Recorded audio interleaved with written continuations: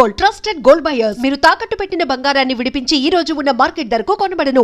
ఈ టైంలో అంటే ఈ సెకండ్ ఇన్నింగ్స్లో శుభలగ్నం కాంబినేషన్ జగపతి బాబు గారు మీరు ఇద్దరు కూడా సెకండ్ ఇన్నింగ్స్లో హైలీ సక్సెస్ఫుల్గా ఉన్నారు కదా. ఫస్ట్ ఇన్నింగ్స్లో ఎంత అని అవును కదా. ఇప్పుడు ఈ ఇన్నింగ్స్లో మీకు మీ ఎక్స్పీరియన్సెస్ ఏంటండి?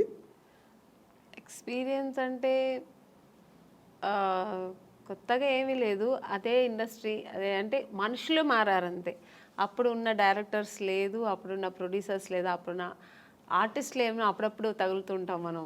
ఇప్పుడు జగపతి బాబు గారిని కలుస్తుంటాం, అప్పుడు ఏదైనా సినిమాలో రాజేంద్ర ప్రసాద్ గారు, నరేష్ గారు, ఇలాగా నేను చేసిన హీరోస్ అందరితో ఇప్పుడు మళ్ళీ ఆ మదర్ క్యారెక్టర్స్ చేసేటప్పుడు వాళ్ళ పక్కన అలా చేసే అవకాశం దొరుకుతుంది కాబట్టి వాళ్ళతో అలా మీట్ అవుతుంటాం. మళ్ళీ రోజా గారు ఈవెంట్స్లో కలిశాను, ఇంద్రజ, మీనా గారు, ఇలాగా సీనియర్ యాక్టర్స్ రాధిక గారు ఏదో ఒక ఈవెంట్లో మాట్లాడకపోయినా అట్లీస్ట్ చూస్తాం.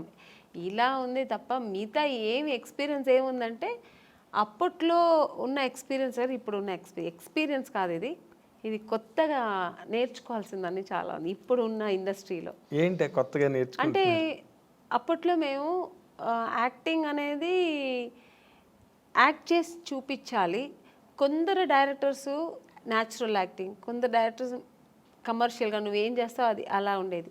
ఇప్పుడు డైరెక్టర్స్ ఏంటంటే యాక్టింగ్ చేయదంటున్నారు, చాలా న్యాచురల్గా. అంటే ఇట్స్ గుడ్, బాగుంది. ఎందుకంటే ఓవర్ యాక్ట్ చేసి చేతులు ఇలా ఇలా అనేసి ఓవర్ డైలాగ్స్, పెద్ద పెద్ద డైలాగ్స్ అంతా లేదు ఇప్పుడు.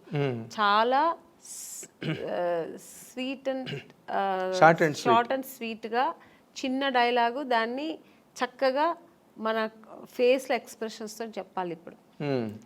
అది నాకు కొత్త ఎక్స్పీరియన్స్. అంటే అప్పట్లో నేను ఒక బాపు గారు, కె విశ్వనాథ్ గారు సినిమాలో అలా ఎప్పుడో మనకు పండగ పబ్బాలు వచ్చినప్పుడు ఎలా మనకు కొత్త రకంగా ఉంటుందో అలాగా నాకు వాళ్ళ సినిమాలు చేసినప్పుడు మనకు అనిపిస్తుంది. ఇప్పుడు రెగ్యులర్గా సినిమాలు వేరు, అవును. ఇప్పుడు మన బాబు గారు సినిమా చేసినప్పుడు ఒక స్పెషల్ ఉంటుంది, కె విశ్వనాథ్ గారు ఒక స్పెషల్ ఉంటుంది, కె రాఘవేంద్ర గారు, దాసరి నారాయణరావు గారు సినిమాలు ఇలా ఒక్కొక్కరు ఒక్కొక్క టేస్ట్ ఉంటుంది, ఒక్కొక్క స్కూల్ ఉంటుంది వాళ్ళకి. సో అవి నేర్చుకుంటుంటాం. ఇప్పుడు అలా కదా ఆల్ డైరెక్టర్స్ ఇలా ఒకేలాగా ఇలాగే లేదు మేడం, ఇలాగే ఉండాలి.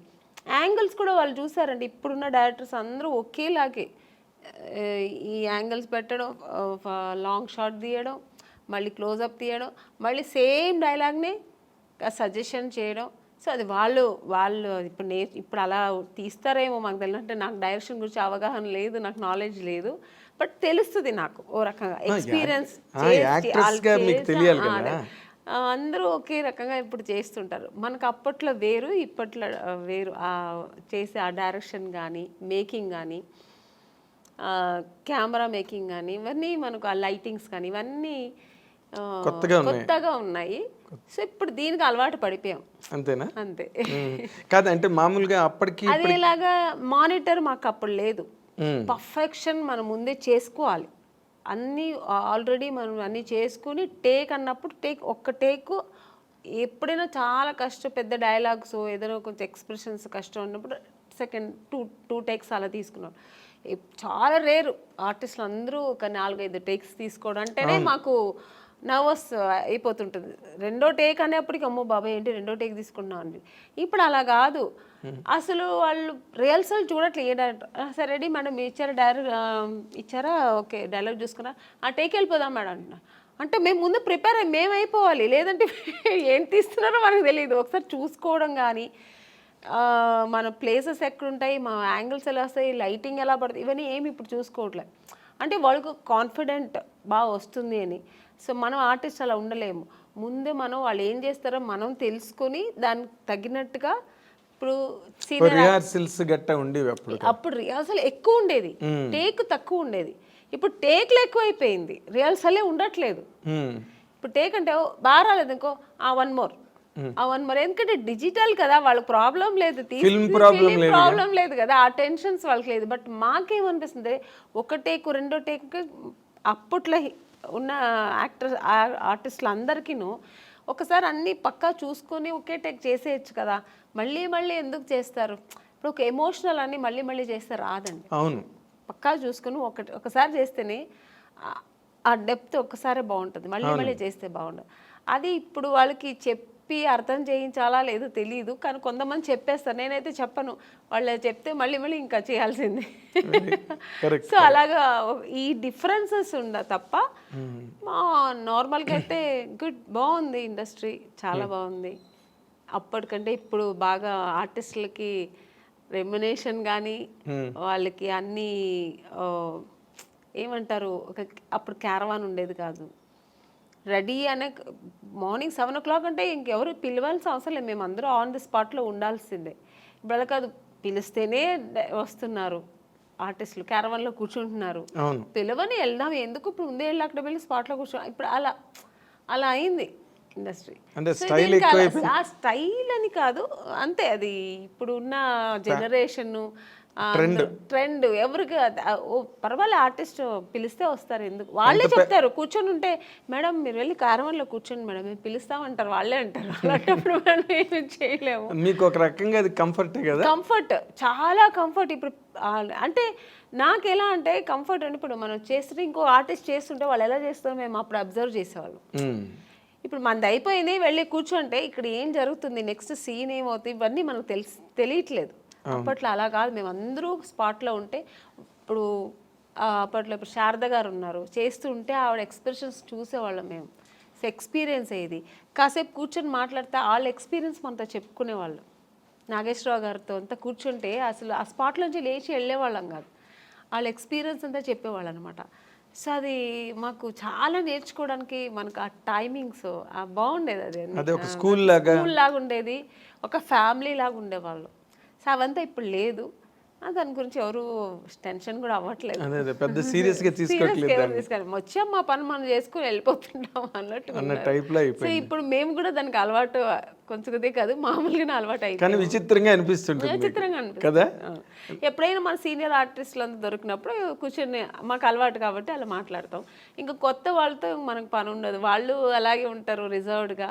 ఇంకా వాళ్ళు పనులు చేస్తే మనం ఆ పని చేస్తాం. అంటే వాళ్ళ జనరేషన్ వాళ్ళతో వాళ్ళ జనరేషన్ వాళ్ళతో కలిసిమెలిసి బాగుంటారు. ఇంకా మనం దాన్ని ఫీల్ అవ్వకూడదు, ఏమీ లేదు. సరే అంతే. ఇంకా ఇప్పుడు ఇంకోటి వచ్చింది సార్, ఫోన్స్. ఎవరు లేకపోతే ఫోన్లో కూర్చుంటారు, ఇంకా అదే వాళ్ళ ఫ్రెండ్ వాళ్ళ మమ్మీ డాడీ అన్నీ అదే, ఇంకా షార్ట్ అయిపోతే ఇంక ఫోన్లో కూర్చుంటారు. మనం ఏం జరుగుతున్నదో ఏం తెలియదు. అక్కడ షార్ట్ అయిపోయి ఇంకా వాళ్ళు ఎలా చేస్తున్నారు అవన్నీ ఫోన్లో కూర్చుంటారు. ఇప్పుడు ఇలా అయిపోయింది అంతే. ఎవరిని ఇక్కడ తప్పు చెప్పడానికి లేదు, ఆ అట్మాస్ఫియర్ అలా, ఎన్విరాన్మెంట్ అలా అయిపోయింది మనకు. దానికి తగినట్టుగా మనం కూడా వెళ్ళిపోతున్నాం. Very nice. అయితే ఇప్పుడు నార్మల్గా ఈ ఫస్ట్ ఇన్నింగ్స్లో హైలీ సక్సెస్ఫుల్గా ఉన్నవాళ్ళు ఈ రోజున సెకండ్ ఇన్నింగ్స్లోకి వచ్చేసరికి, అంటే మీరు చెప్పిన ట్రెండ్లు ఫాలో అవుతూనే, బట్ వాళ్ళు మంచి పొజిషన్స్లో ఉన్నారు సినిమా ఇండస్ట్రీలో.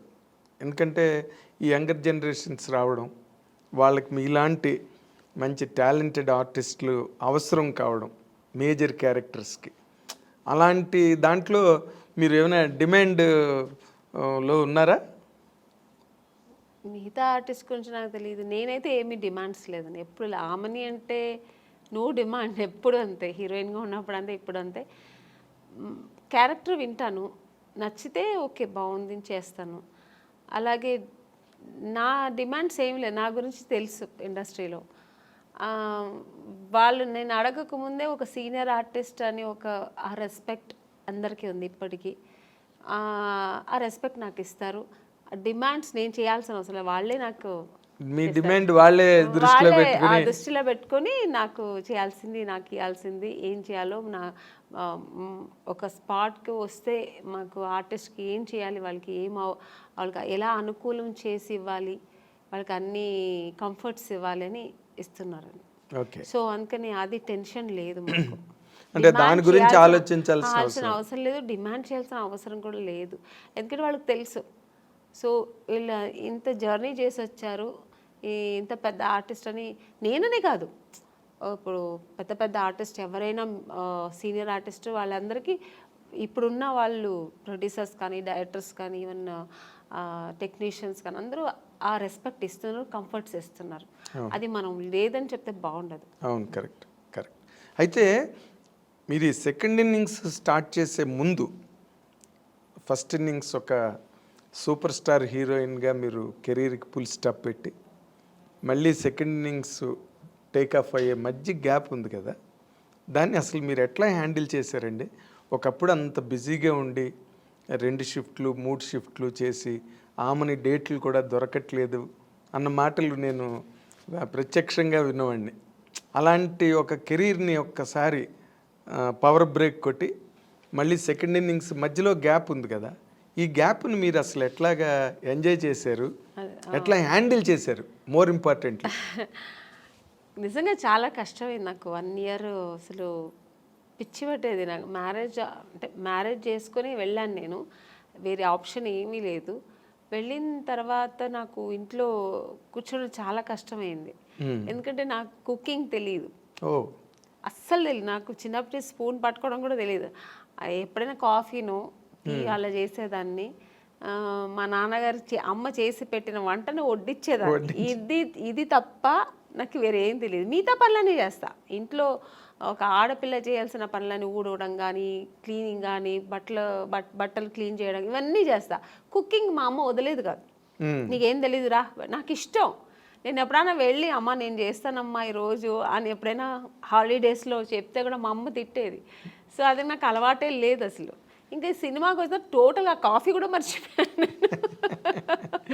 కాఫీ తాగడం మర్చిపోయాను. ఎందుకంటే అదో హీరోయిన్స్ అంటే అప్పట్లో కలర్ రావంటే కాఫీ తాగితే నల్లబడిపోతారు ఇలా అంతా చెప్పేవాళ్ళు కదా.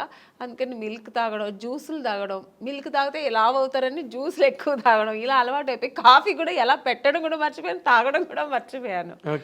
సో తర్వాత వెళ్ళి ఇంకా 1 ఇయర్ కష్టమైంది. ఇంకా ఇలా కుకింగ్ ఎలా చేయాలి నేర్చుకున్నాను, ఫ్యామిలీ ఎలా రన్ చేయాలి. ఇంకా ఆ టెన్షన్స్ వేరు కదా, ఫ్యామిలీ టెన్షన్స్. అది ఫుల్ టైం జాబ్ అది. మనకి ఇలా ఏం టైం ఉండదు. ఇక 6 o'clock ప్యాకప్ అయితే రిలాక్స్ అవ్వడం ఏమి ఉండదు. ఎప్పుడు బిజీ, అది టెన్షన్స్ ఎప్పుడు ఉండదు. సో అవన్నీ నేర్చుకోవడం, లైఫ్ అనేది ఏం నేర్చుకోవాలి అవన్నీ ఆఫ్టర్ మ్యారేజ్ కొంచెం చాలా నేను నేర్చుకున్నాను. మా సిస్టర్స్ అంతా ఇంకా అప్పుడు పెళ్లి కాలే చదువుకుంటున్నారు. సో వాళ్ళ లైఫ్ అంతా ఎలా వాళ్ళు సెటిల్ చేయడం, వాళ్ళకి పెళ్ళిళ్ళు చేయడం, ఇవన్నీ బాధ్యత మీదేనండి. అన్నీ నేను ఇంట్లో పెద్ద కాబట్టి మా బ్రదర్కి మ్యారేజ్ చేశాను, మా సిస్టర్కి మ్యారేజ్ చేశాను. సో ఇవన్నీ నాకు ఫుల్ బిజీ. మీరు చెప్పినట్టు 24 hours బిజీ ఉండేదాన్ని. అసలు అప్పుడు కూడా నిద్ర ఉండేది కాదు నాకు. మా సిస్టర్స్ చదవలేదంటే మార్నింగ్ 4 o'clock లేపి చదువు కూర్చొని అని, నేను ఒక టీచర్ లా కూర్చొని నేను చెప్పివ్వను కాదు, నేను కూర్చుంటా నువ్వు చదువు అనేదాన్ని.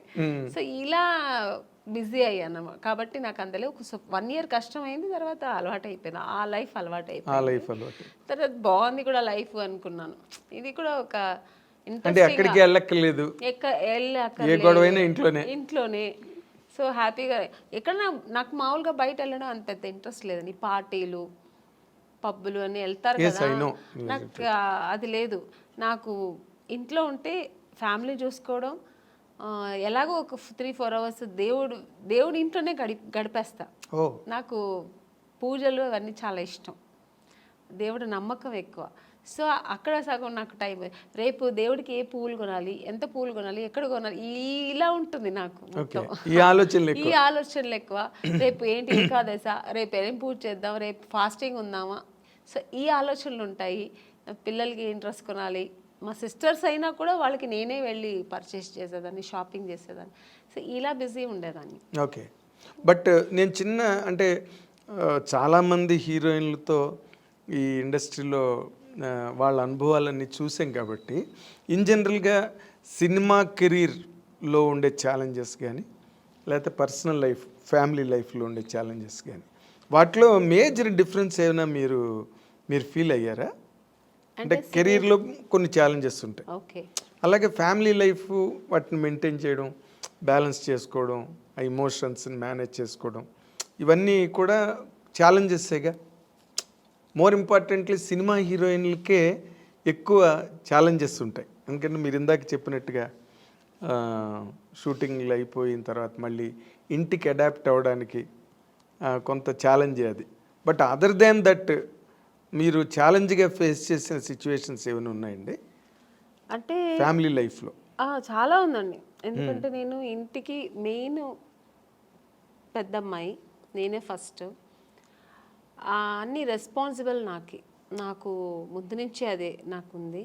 ఎందుకంటే నేను సినిమా ఇండస్ట్రీకి వచ్చినాడు, మా బ్రదర్ చదువుతున్నాడు, మా సిస్టర్ చదువుతుంది, అందరూ చదువుతున్నారు. కాబట్టి సో వాళ్ళ ఎడ్యుకేషన్, వాళ్ళు మళ్ళీ పెళ్ళిళ్ళు, ఇవన్నీ నేను చేసేదాన్ని. అవన్నీ ఛాలెంజింగ్గా చేసేది. ఎందుకంటే నాకు అంత ఏజ్ లేదు. అంటే వాళ్ళు పెళ్ళిళ్ళు చేసేంత, ఇప్పుడు మామూలుగా పెళ్ళిళ్ళు అంటే ఏ ఏజ్లో చేస్తారు? పిల్లలు పెద్దవాళ్ళు అయ్యేప్పటికి ఒక 50 years 53 years బాగా మెచ్యూరిటీ, అప్పుడు మనకు అలా ఉన్నప్పుడు చేస్తాం. కానీ నేనే ఇంకా పెళ్లి చేసుకుని అప్పుడే వెళ్ళాను. ఆ టైంలో వాళ్ళకి పెళ్ళిళ్ళు చేశానంటే మీదే కొత్త పెళ్లి కూతురు టైప్లో నేను నా లైఫ్ ఎంజాయ్ చేయలేదు. ఫుల్ వాళ్ళకి స్పెండ్ చేశాను. ఇంకా వాళ్ళకి వెళ్ళి పెళ్లి కూతురు చూడడం, పెళ్లి కొడుకు చూడడం, వాళ్ళకి బట్టలు కొనడం, వాళ్ళకి జ్యువెల్స్ కొనడం, ఇలాంటి మా సిస్టర్కి ఇలా ఉంటే బాగుంటుందేమో, అలా ఉంటే బాగుంటుందేమో, లైఫ్ ఇలా ఉంటే బాగుంటుందేమో అని, ఈ అమ్మాయి కాదు ఈ అబ్బాయి కాదు, ఇలా ఓవర్ మెచ్యూర్డ్ ఆలోచనలు నాకు అప్పుడే వచ్చేసాయి. అవన్నీ ఛాలెంజింగే కదా నాకు. బట్ చేశాను. నాకైతే కొంచెం టెన్షన్స్ ఎక్కువ ఉండేది, కానీ చేశాను. సినిమా టెన్షన్స్ వేరు, ఈ టెన్షన్స్ వేరు. సో అక్కడ కూడా మనకు ఎక్కడ కొద్దిగా ఫైనాన్షియల్ ప్రాబ్లమ్ వస్తే మళ్ళీ అది టెన్షన్. ఇంత గ్రాండ్గా చేయాలి. ఎందుకంటే మా అమ్మాయి, మా సిస్టర్ పెళ్ళి కదా, మా బ్రదర్ పెళ్ళి కదా, గ్రాండ్గా చేయాలి. ఆమ్ని గారు చెల్లెలు అంటారు, ఆమ్ని గారు తమ్ముడు అంటారు అని. సో అది నా గురించి నేను ఎప్పుడు ఆలోచించాను. ఇలాగా మా ఇంట్లో మా అమ్మకి ఇంత మంచి పట్టు, ఏ ఊరు వెళ్తే షూటింగ్స్లో కూడా మా అమ్మకి ఈ ఊర్లో పట్టు చీర తీసుకెళ్దాం, ఈ ఊర్లో ఏంటి స్పెషల్, ఓకే జ్యువెల్స్, కేరళ వెళ్తే ఆ కేరళ బాగుంటుంది, ఈ కేరళ టెంపుల్ జ్యువెలరీ బాగుంటుంది అని ఇలా సిస్టర్స్ కానీ అమ్మ కానీ. సో ఎప్పుడు నాకు ఫ్యామిలీ టెన్షన్ కాదు, అది నేను నేనే అది ఆక్యుపైడ్ అయ్యేదాన్ని, నేనే అది ఇంట్రెస్ట్ తీసుకొని చేసేదాన్ని, నాకు ఇష్టం కూడా. అంటే బేసిక్గా ఇప్పుడు సినిమా కెరీర్ అంటే మీకు బోల్డ్ పొగడ్తలు, అవార్డులు, షూటింగ్లు, చప్పట్లు, అసలు గ్రాండ్గా ఉంటుంది డే అంతా. ఏదైనా షూటింగ్కి వెళ్ళాలంటే ఏరోప్లేన్ ఎక్కి కార్లు వస్తాయి, వంది మాగదులు వస్తారు, ప్రొడక్షన్ మేనేజర్స్ వస్తారు, అక్కడ హీరోలు వెయిట్ చేస్తుంటారు. మేకప్ చేసుకుని సెట్లోకి రాగానే అసలు ఆ ఇన్విటేషన్స్, ఆ రిసెప్షను అన్నీ కూడా వేరే లెవెల్లో ఉంటాయి, నెక్స్ట్ లెవెల్లో. ఇవేవి ఇంటి దగ్గర ఉండవు. పని మనిషి దగ్గర నుంచి అన్ని పనులు ఎంత పెద్ద హీరోయిన్ అయినా చూసుకోవాల్సిందే. అబ్సల్యూట్లీ కరెక్ట్ మీరు చెప్పడం. ఎందుకంటే మనకు సినిమా అని వచ్చినప్పుడు మాకు ఇలా టవల్ ఇలా గ్లాస్ ఇలా పెడుతుంటే పరిగెత్తుకొచ్చి అసిస్టెంట్ తీసుకుంటారు, మేడం మేడం ఇవ్వండి మేడం. చెప్పులు మన లేచిన చెప్పులు తీసుకొచ్చి పెడతారు. సో ఇలా అలవాటు మేము చేయకపోయినా వాళ్ళు అలవాటు చేసేస్తారు. ఒక ఆ రేంజ్ వచ్చిన తర్వాత ఆర్టిస్టులకి అది తనగా వచ్చేస్తుంది. ఆ మర్యాదలు, ఆ రెస్పెక్ట్ స్పాట్కి వచ్చిన. ఈవెన్ ఇప్పుడు కూడా నేను ఇప్పుడు ఒక ఆమెనిగా నేను క్యారెక్టర్ ఆర్టిస్ట్ అయినా కూడా బట్ మీకు లెగసీ ఉంది కదా, పెద్ద హీరోయిన్ అనేది ఒక ఉంది. అసిస్టెంట్స్ కానీ హెయిర్ డ్రెస్సర్స్ కానీ వీళ్ళందరూ మాకు ఆ సేవలు చేస్తుంటారు. నాకు చాలా అంటే చేయించుకోవడం ఒకలా ఉన్నా కూడా తప్పదు, ఇక్కడ చేయించుకోవాల్సి వస్తుంది. ఎందుకంటే నేను వెళ్ళి చేస్తే కూడా వాళ్ళు వదలరు. మేడం మేడం మీరెందుకు మేడం తీసుకొస్తారు, నా చేతికి ఇవ్వండి ఫోన్ అని. ఆ ఫోన్ కూడా లాగేసుకుంటారు. ఆ ప్రైవసీ కూడా నాకు వదలరు. ఫోన్ నేను మాట్లాడాలమ్మా, నాకు కావాలన్నా కూడా పర్వాలేదు మేడం నేను పెట్టుకుంటాను, ఫోన్ వస్తే ఇస్తానంటారు. సో అలా ఉంటుంది. ఇంట్లో అలా లేదు, టోటల్ డిఫరెంట్. అన్ని పనులు మనమే చేయాలి. అంటే న్యాచురల్గా మామూలుగా ఇప్పుడు పని మనుషులు ఉంటారండి, కానీ వాళ్ళు 24 hours మాకు సర్వీస్ చేయరు. ఏదో వాళ్ళు ఒక టైంలో చేసి ఏదో చేసుకుంటూ వాళ్ళ పనులు వాళ్ళు చూసుకుంటుంటారు, చేసేసి వెళ్ళిపోతారు. అదర్వైజ్ మనమే కదా చేసుకోవాలి. అన్ని పనులు మనమే కుకింగ్ ఏదో మనమే ఎక్కడ ఎత్తుకోవాలి, ఉప్పు ఎక్కడ ఉంది, ఇది ఎక్కడ ఉంది మనమే ఎత్తుకోవాలి, మనమే వేయాలి. మనకు శారీస్ రేపు పార్టీకి వెళ్ళే ఏదో ఒక పెళ్ళికి వెళ్తున్నాం అనుకోండి, అమ్మో రేపుకి ఏం జ్యువెలరీ ఏం సారీ అన్నీ మనమే ఎత్తి పెట్టుకోవాలి. అదేం తప్ప అన్నట్లు. ఎందుకంటే అదొక లైఫ్ స్టైల్. అదొక లైఫ్ స్టైల్. Yes. మనకు సెల్ఫ్ ఒక ఇది వస్తుంది, మాకు సెల్ఫ్ కాన్ఫిడెన్స్, మనది మనం ఎలా చేసుకోవాలనేది ఆ ప్రైవసీ కూడా ఉంటుంది. ఓకే. మన ఇష్టంగా ఎలా చేసుకో, ఇక్కడ అన్ని డిపెండ్ అవుతాం ఒకరి మీద. వాళ్ళు ఇచ్చిన జ్యువెలరీ వేసుకుంటాం, వాళ్ళు ఇచ్చిన శారీ వేసుకుంటాం. అక్కడ అలా కదా, అని మనకి ఇష్టపడి మనం చేసుకుంటాం. So total different. ఆ లైఫ్ అనుభవిస్తాం, ఈ లైఫ్ అనుభవిస్తాం. ఆర్టిస్టులకి అదొక వరం అంటే. ఎగ్జాక్ట్లీ. తర్వాత ఇంకొక ముఖ్యమైన పాయింట్ ఏంటంటే, మీరు సినిమా హీరోయిన్లుగా వచ్చి ఒక రేంజ్ వచ్చి ఇన్కమ్, ఎర్నింగ్స్, సినిమాకి రెమ్యునరేషన్స్ పెరుగుతూ ఉంటాయి. అవన్నీ కూడా ఫైనాన్షియల్గా చాలా ఒక ఫ్లో, ఆగని ఫ్లో ఉంటుంది సినిమా కెరీర్లో. ఫ్యామిలీ లైఫ్లో అది కంట్రోల్ అయిపోతుంది. ఎందుకంటే మీ వైపు నుంచి ఎర్నింగ్ ఉండదు కదా, మీరు కెరీర్ ఆపిన తర్వాత అసలు ఆ ఫైనాన్షియల్గా వాటిని ఎట్లా మేనేజ్ చేసేవారండి? ఇప్పుడంటే కెరీర్ అంటే వేరే, ఇప్పుడు రెగ్యులర్ ఇన్కమ్ ఉంటుంది, సినిమా తర్వాత సినిమా కమిట్ అవ్వడం. నాకు ఎందుకంటే నాకు బై బర్త్ నా అలవాట్లు ఏంటంటే, నేను ఎక్కువ విచ్చలవిడిగా ఎప్పుడు ఖర్చు పెట్టాను చిన్నప్పటి నుంచి. ఓకే. ఒక పొదుపు అంటారు కదా, అది మా నాన్నగారు మంచిగా ఉన్నప్పుడే సరే, కొంచెం ఫైనాన్షియల్ ప్రాబ్లం వచ్చినప్పుడు సరే, నేను ఎప్పుడు పొదుపుగానే ఉంటాను. మా సిస్టర్, మా బ్రదర్ అంతా కొంచెం డిఫరెన్స్. అంటే శుభలగ్నంలో క్యారెక్టర్లా కాదు, ఆపోజిట్ క్యారెక్టర్, చాలా డిఫరెంట్ ఉంటాను నేను అన్ని విషయాల్లో. ఇంట్లో ఏదైనా ఒకటి కావాలన్నా, ఒక వస్తువు కావాలన్నా, అది నాకు కొనేయాలి. ఒకరి ఇంటికి వెళ్ళాను అనుకోండి, వాళ్ళ ఇంట్లో చూసానంటే, మన ఇంట్లో ఇది లేదు కదా, నేను కొనేయాలని నెక్స్ట్ అది నేను టార్గెట్ పెట్టుకుంటాను. చిన్నప్పటి నుంచి అది నాకు అలవాటు. ఓకే. అది లేదు సరే, మా అమ్మ అది కొనమంటే, నీకు వేరే పని లేదు, వాళ్ళు పెట్టుకుంటారు, మనం పెట్టుకోవాలని అమ్మ అది పెద్ద పట్టించుకునేది. మా నాన్నగారు కూడా అంతే. అప్పుడు నేను పెట్టుకున్నాను, మనం ఎందుకు కొనకూడదని. అమ్మ నాన్నగారు ఏదైనా మనకు ప్యాకెట్ మనీ, లేదంటే ఎప్పుడైనా షాపింగ్కి వెళ్ళడం మిగిలితే డబ్బులు ఇస్తారు కదా, ఆ డబ్బులు పొదుపు చేసి అది కొనేదాకా నాకు నిద్ర పట్టేది కాదు. అలా చిన్నప్పటి నుంచి నేనే రెస్పాన్సిబుల్ తీసుకునేదాన్ని. ఇప్పుడు మా అమ్మకే ఒక మంచి శారీ కొనాలన్నా నాకు అది కొనేయాలంతే. మా నాన్నగారికి ఏదైనా గిఫ్ట్ ఇవ్వాలా, నేను చేసేయాలి. అలా ఒక చిన్నప్పటి నుంచి నేనే ఆ రెస్పాన్సిబుల్ ఎక్కువ తీసుకున్నాను. ఆ వాంటెడ్గా నేనే, వాలంటరీగా నేనే వీళ్ళందరికీ చెయ్యాలి, నేనే పెట్టాలి. ఇల్లు క్లీన్గా ఉండాలి. మార్నింగ్ లేచానంటే ఇల్లు ఫస్ట్ నీట్గా ఉండాలి. అంతా ఓసిడి అంతా ఉండదండి. చిన్న చిన్న విషయాలకి చేయి గడగడం, ఇల్లు తీసి అక్కడే పెట్టాలి, ఇక్కడ అంత లేదు. ఒక ఇంట్లో ఎంటర్ అయినప్పుడు డీసెంట్గా నీట్గా ఉండాలి. ఇల్లు అనిన తర్వాత మరీ అంత అంటే అది ఇల్లులాగా ఉండదు. ఇప్పుడు పిల్లలు పెద్దలు ఇంట్లో గీకుతారు అన్ని, ఆ ఏజ్ నుండి చేస్తారు. వాళ్ళు చేయకూడదు, ఇలా పెట్టకూడదు, మరి అంత ఓవర్ నేను స్ట్రిక్ట్గా ఉండను. అంత మరి డిసిప్లిన్ ఉండాలి అంతే. అలాగే నీట్గా ఇల్లు అంటే ఇల్లులా ఉండాలి. కొంచెం అది ఎక్కడ నేర్చుకున్నా, మా నాన్నగారు ఒక వస్తువు పెడితే మా నాన్నగారు మళ్ళీ కళ్ళు మూసుకొని మళ్ళీ అక్కడ చేయి పెడితే దొరకాలి. మా నాన్నగారికి దొరకలని టెన్షన్ అయిపోయారు. ఇక్కడ పెట్టాను ఎవరు తీశారు అని ఫుల్ అరిచేవారు అనమాట. అది తప్పు కూడా మా బ్రదరే తీసుంటాడు, నేను తీయను. ఎందుకంటే మా నాన్నగారు తెలిసి వాడిని తిట్టేవారు, ఎందుకులా తీసామని అడిగేవారు. ఇలాగా అప్పుడు నేర్చుకున్నా. అది చిన్నప్పటి నుంచి నాకు అది కొంచెం వచ్చింది. ఇప్పుడు ఆ వస్తువులు అంటే అక్కడే పెట్టాలి, మళ్ళీ మనం ఎత్తికే ఉండకూడదు, అక్కడే వెళ్ళి మనకి ఈజీగా తీసుకునేట్టుగా. సో ఇలాంటి కొంచెం డిసిప్లిన్స్, కొంచెం ఇల్లు నీట్గా ఉండాలి.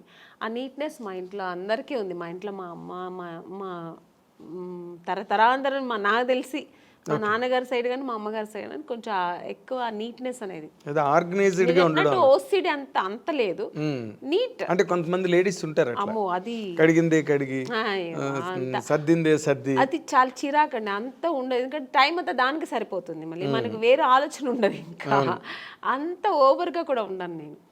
చేసే పనులు చెయ్యాలి, ఆఫ్టర్ అంతా ఫినిష్ అవుతుంది మళ్ళీ ఆ నీట్గా పెట్టాలి. ఇప్పుడు ఒక కిచెన్ ఉందండి, పని అయిపోయిందా తర్వాత అంటే నీట్గా ఉండాలి ఆ కిచెన్. ఎవరినో వచ్చి చూసినాడు, ఏంటి ఇలా పెట్టుకున్నారు కిచెన్ అనకూడదు. నాకు ఆ నీట్నెస్ ఉండాలి.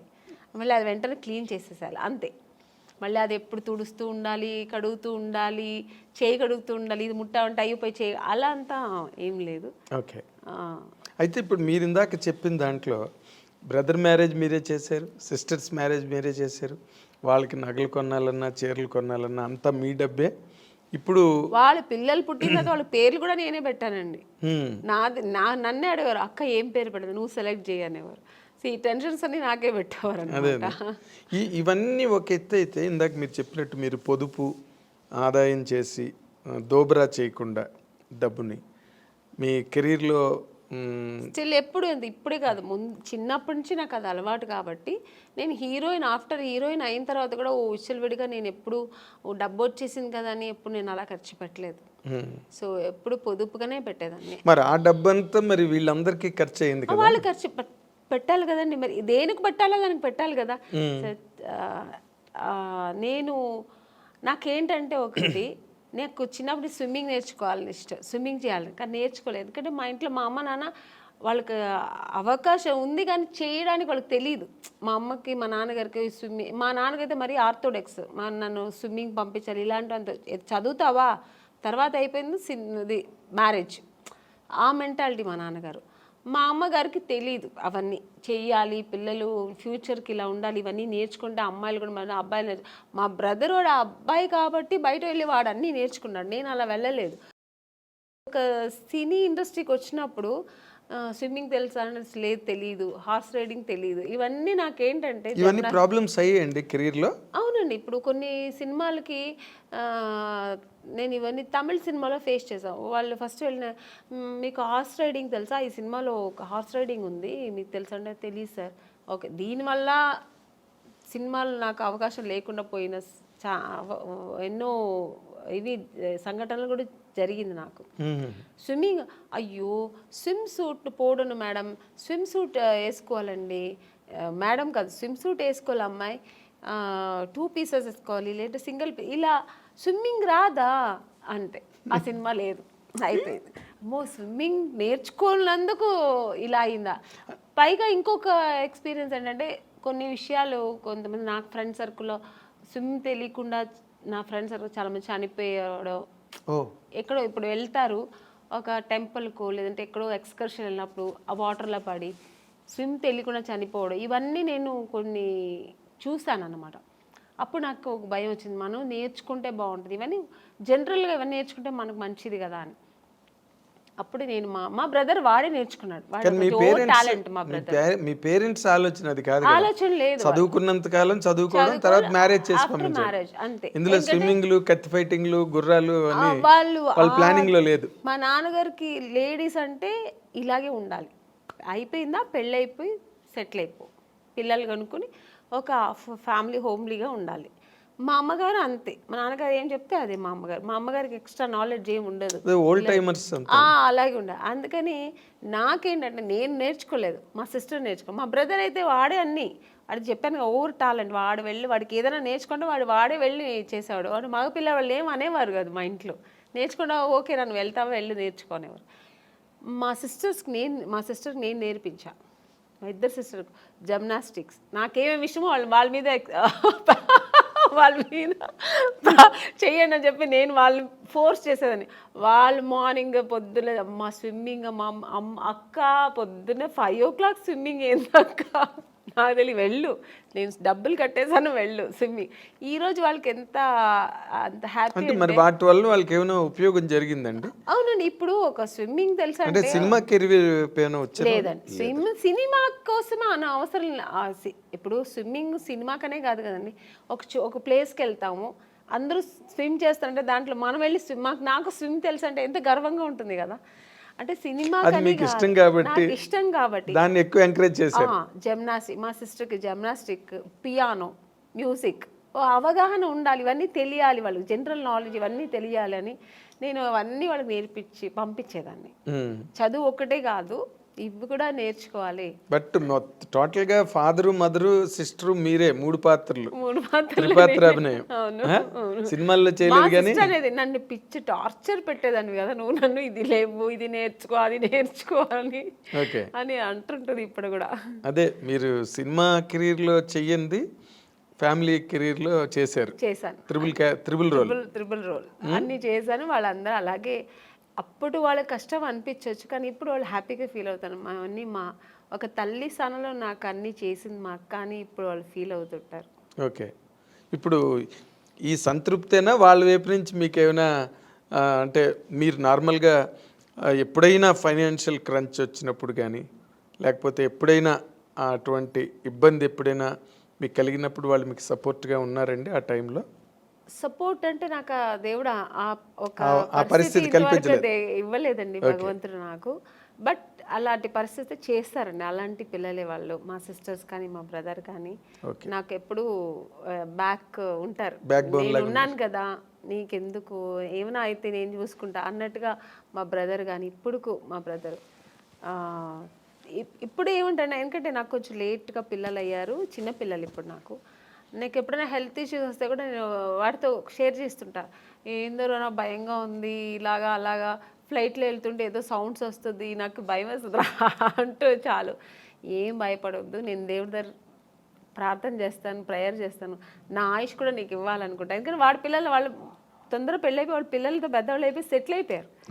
సో అంటే వాళ్ళందరినీ సెటిల్ చేసాక తర్వాత అంటే మ్యారేజ్ చేసుకున్నా నాకు పిల్లలు లేట్గా అయ్యారు. ఓకే. సో అందుకని సో అంతా ఒక మంచి మనసు. మా బ్రదర్ కానీ మా సిస్టర్స్ కానీ వాళ్ళందరూ, మా సిస్టర్స్ నేనున్నాను కదక్క, నువ్వు ఎందుకు బాధపడతావు, నేను చూసుకుంటాను నీ పిల్లల్ని అంటారు. ఓకే. So nice. అదే మీరు మీ పిల్లల్ని కూడా లాస్ట్ టైం ఎప్పుడు మనం అనుకున్నప్పుడు కూడా పిల్లలు ఎగ్జామ్స్ అవుతున్నాయండి, అయిన తర్వాత నేను వస్తానని చెప్పాను. I remember. అంటే అంత కనెక్టెడ్గా సినిమా కెరీర్లో ఉండడం కష్టం నార్మల్గా అయితే. అవును. బట్ నేను అనుకున్నప్పుడు అనమాట మీరు బాగా మంచి హోమ్ బర్డ్ మీరని. అవును. మొన్న ఎప్పుడు కూడా రోజా గారు దేనికి ఫోన్ చేశారు, అంటే ఏదో ఒక విషయాన్ని ఫోన్ చేసినప్పుడు ఏం చేస్తున్నా ఆమెని అంటే ఇప్పుడే స్కూల్కి వెళ్ళొచ్చాను పిల్లలు అంటే 100% హౌస్ వైఫ్ అనమాట. అవును. అంటే తను మంచి వీరవనిత కదా మన రోజా. అయ్యో అసలు అంత నా వల్ల అయితే కాదండి అలాగా, అంత డేర్ అండ్ డాష్. ఒక ఇండస్ట్రీలో ఒక ఎంత మంచి ఆర్టిస్ట్ అంత మంచి పొలిటీషియన్ కూడా తను. మంచి స్పీకర్. వావ్. అసలు దేనికి ఎవరికి భయపడదు, ఏది మాట్లాడాలనుకుంటుందో అది అంత డారింగ్ అండ్ డాషింగ్ మాట్లాడుతుంది. సరే, తర్వాత దాని మీద విమర్శలు ఎలా వస్తాయి ఏమొచ్చే తర్వాత విషయం, కానీ ముందు మాట్లాడాల్సి ఏమనుకుంటారో అది మాట్లాడేస్తారు, ప్రవాహంలో మాట్లాడేస్తుంది. అయితే మీ ఇందాక coming back to the point, ఇప్పుడు మీరు అంత ఫ్యామిలీ లైఫ్లో అంత ఆక్యుపైడ్గా మీరు అంత నిండా మునిగిపోయి అందులో మళ్ళీ అసలు ఈ సెకండ్ ఇన్నింగ్స్ అన్నది ఎందుకు స్టార్ట్ అయిందండి?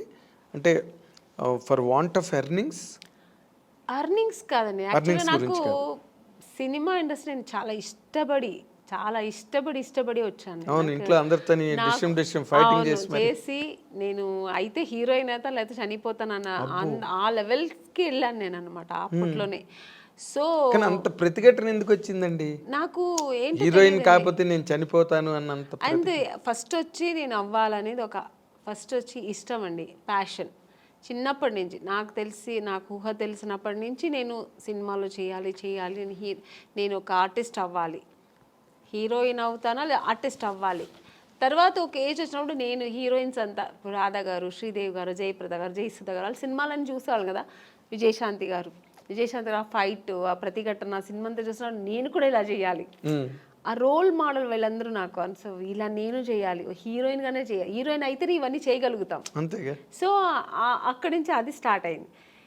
ఇండస్ట్రీకి వచ్చి ట్రై చేసినప్పుడు ఫెయిల్యూర్ వెళ్ళినప్పుడు మనం ఏమనుకుంటాం, మేము అందంగా ఉన్నాము, మాకు అన్నీ తెలుసు, వెళ్ళిన వెంటనే రామ్మ నువ్వు ఈ సినిమాలో నువ్వే హీరోయిన్ అని రెడ్ కార్పెట్ వేసి వెంటనే ఇచ్చేస్తారా అని ఒక ఊహలో వస్తాం.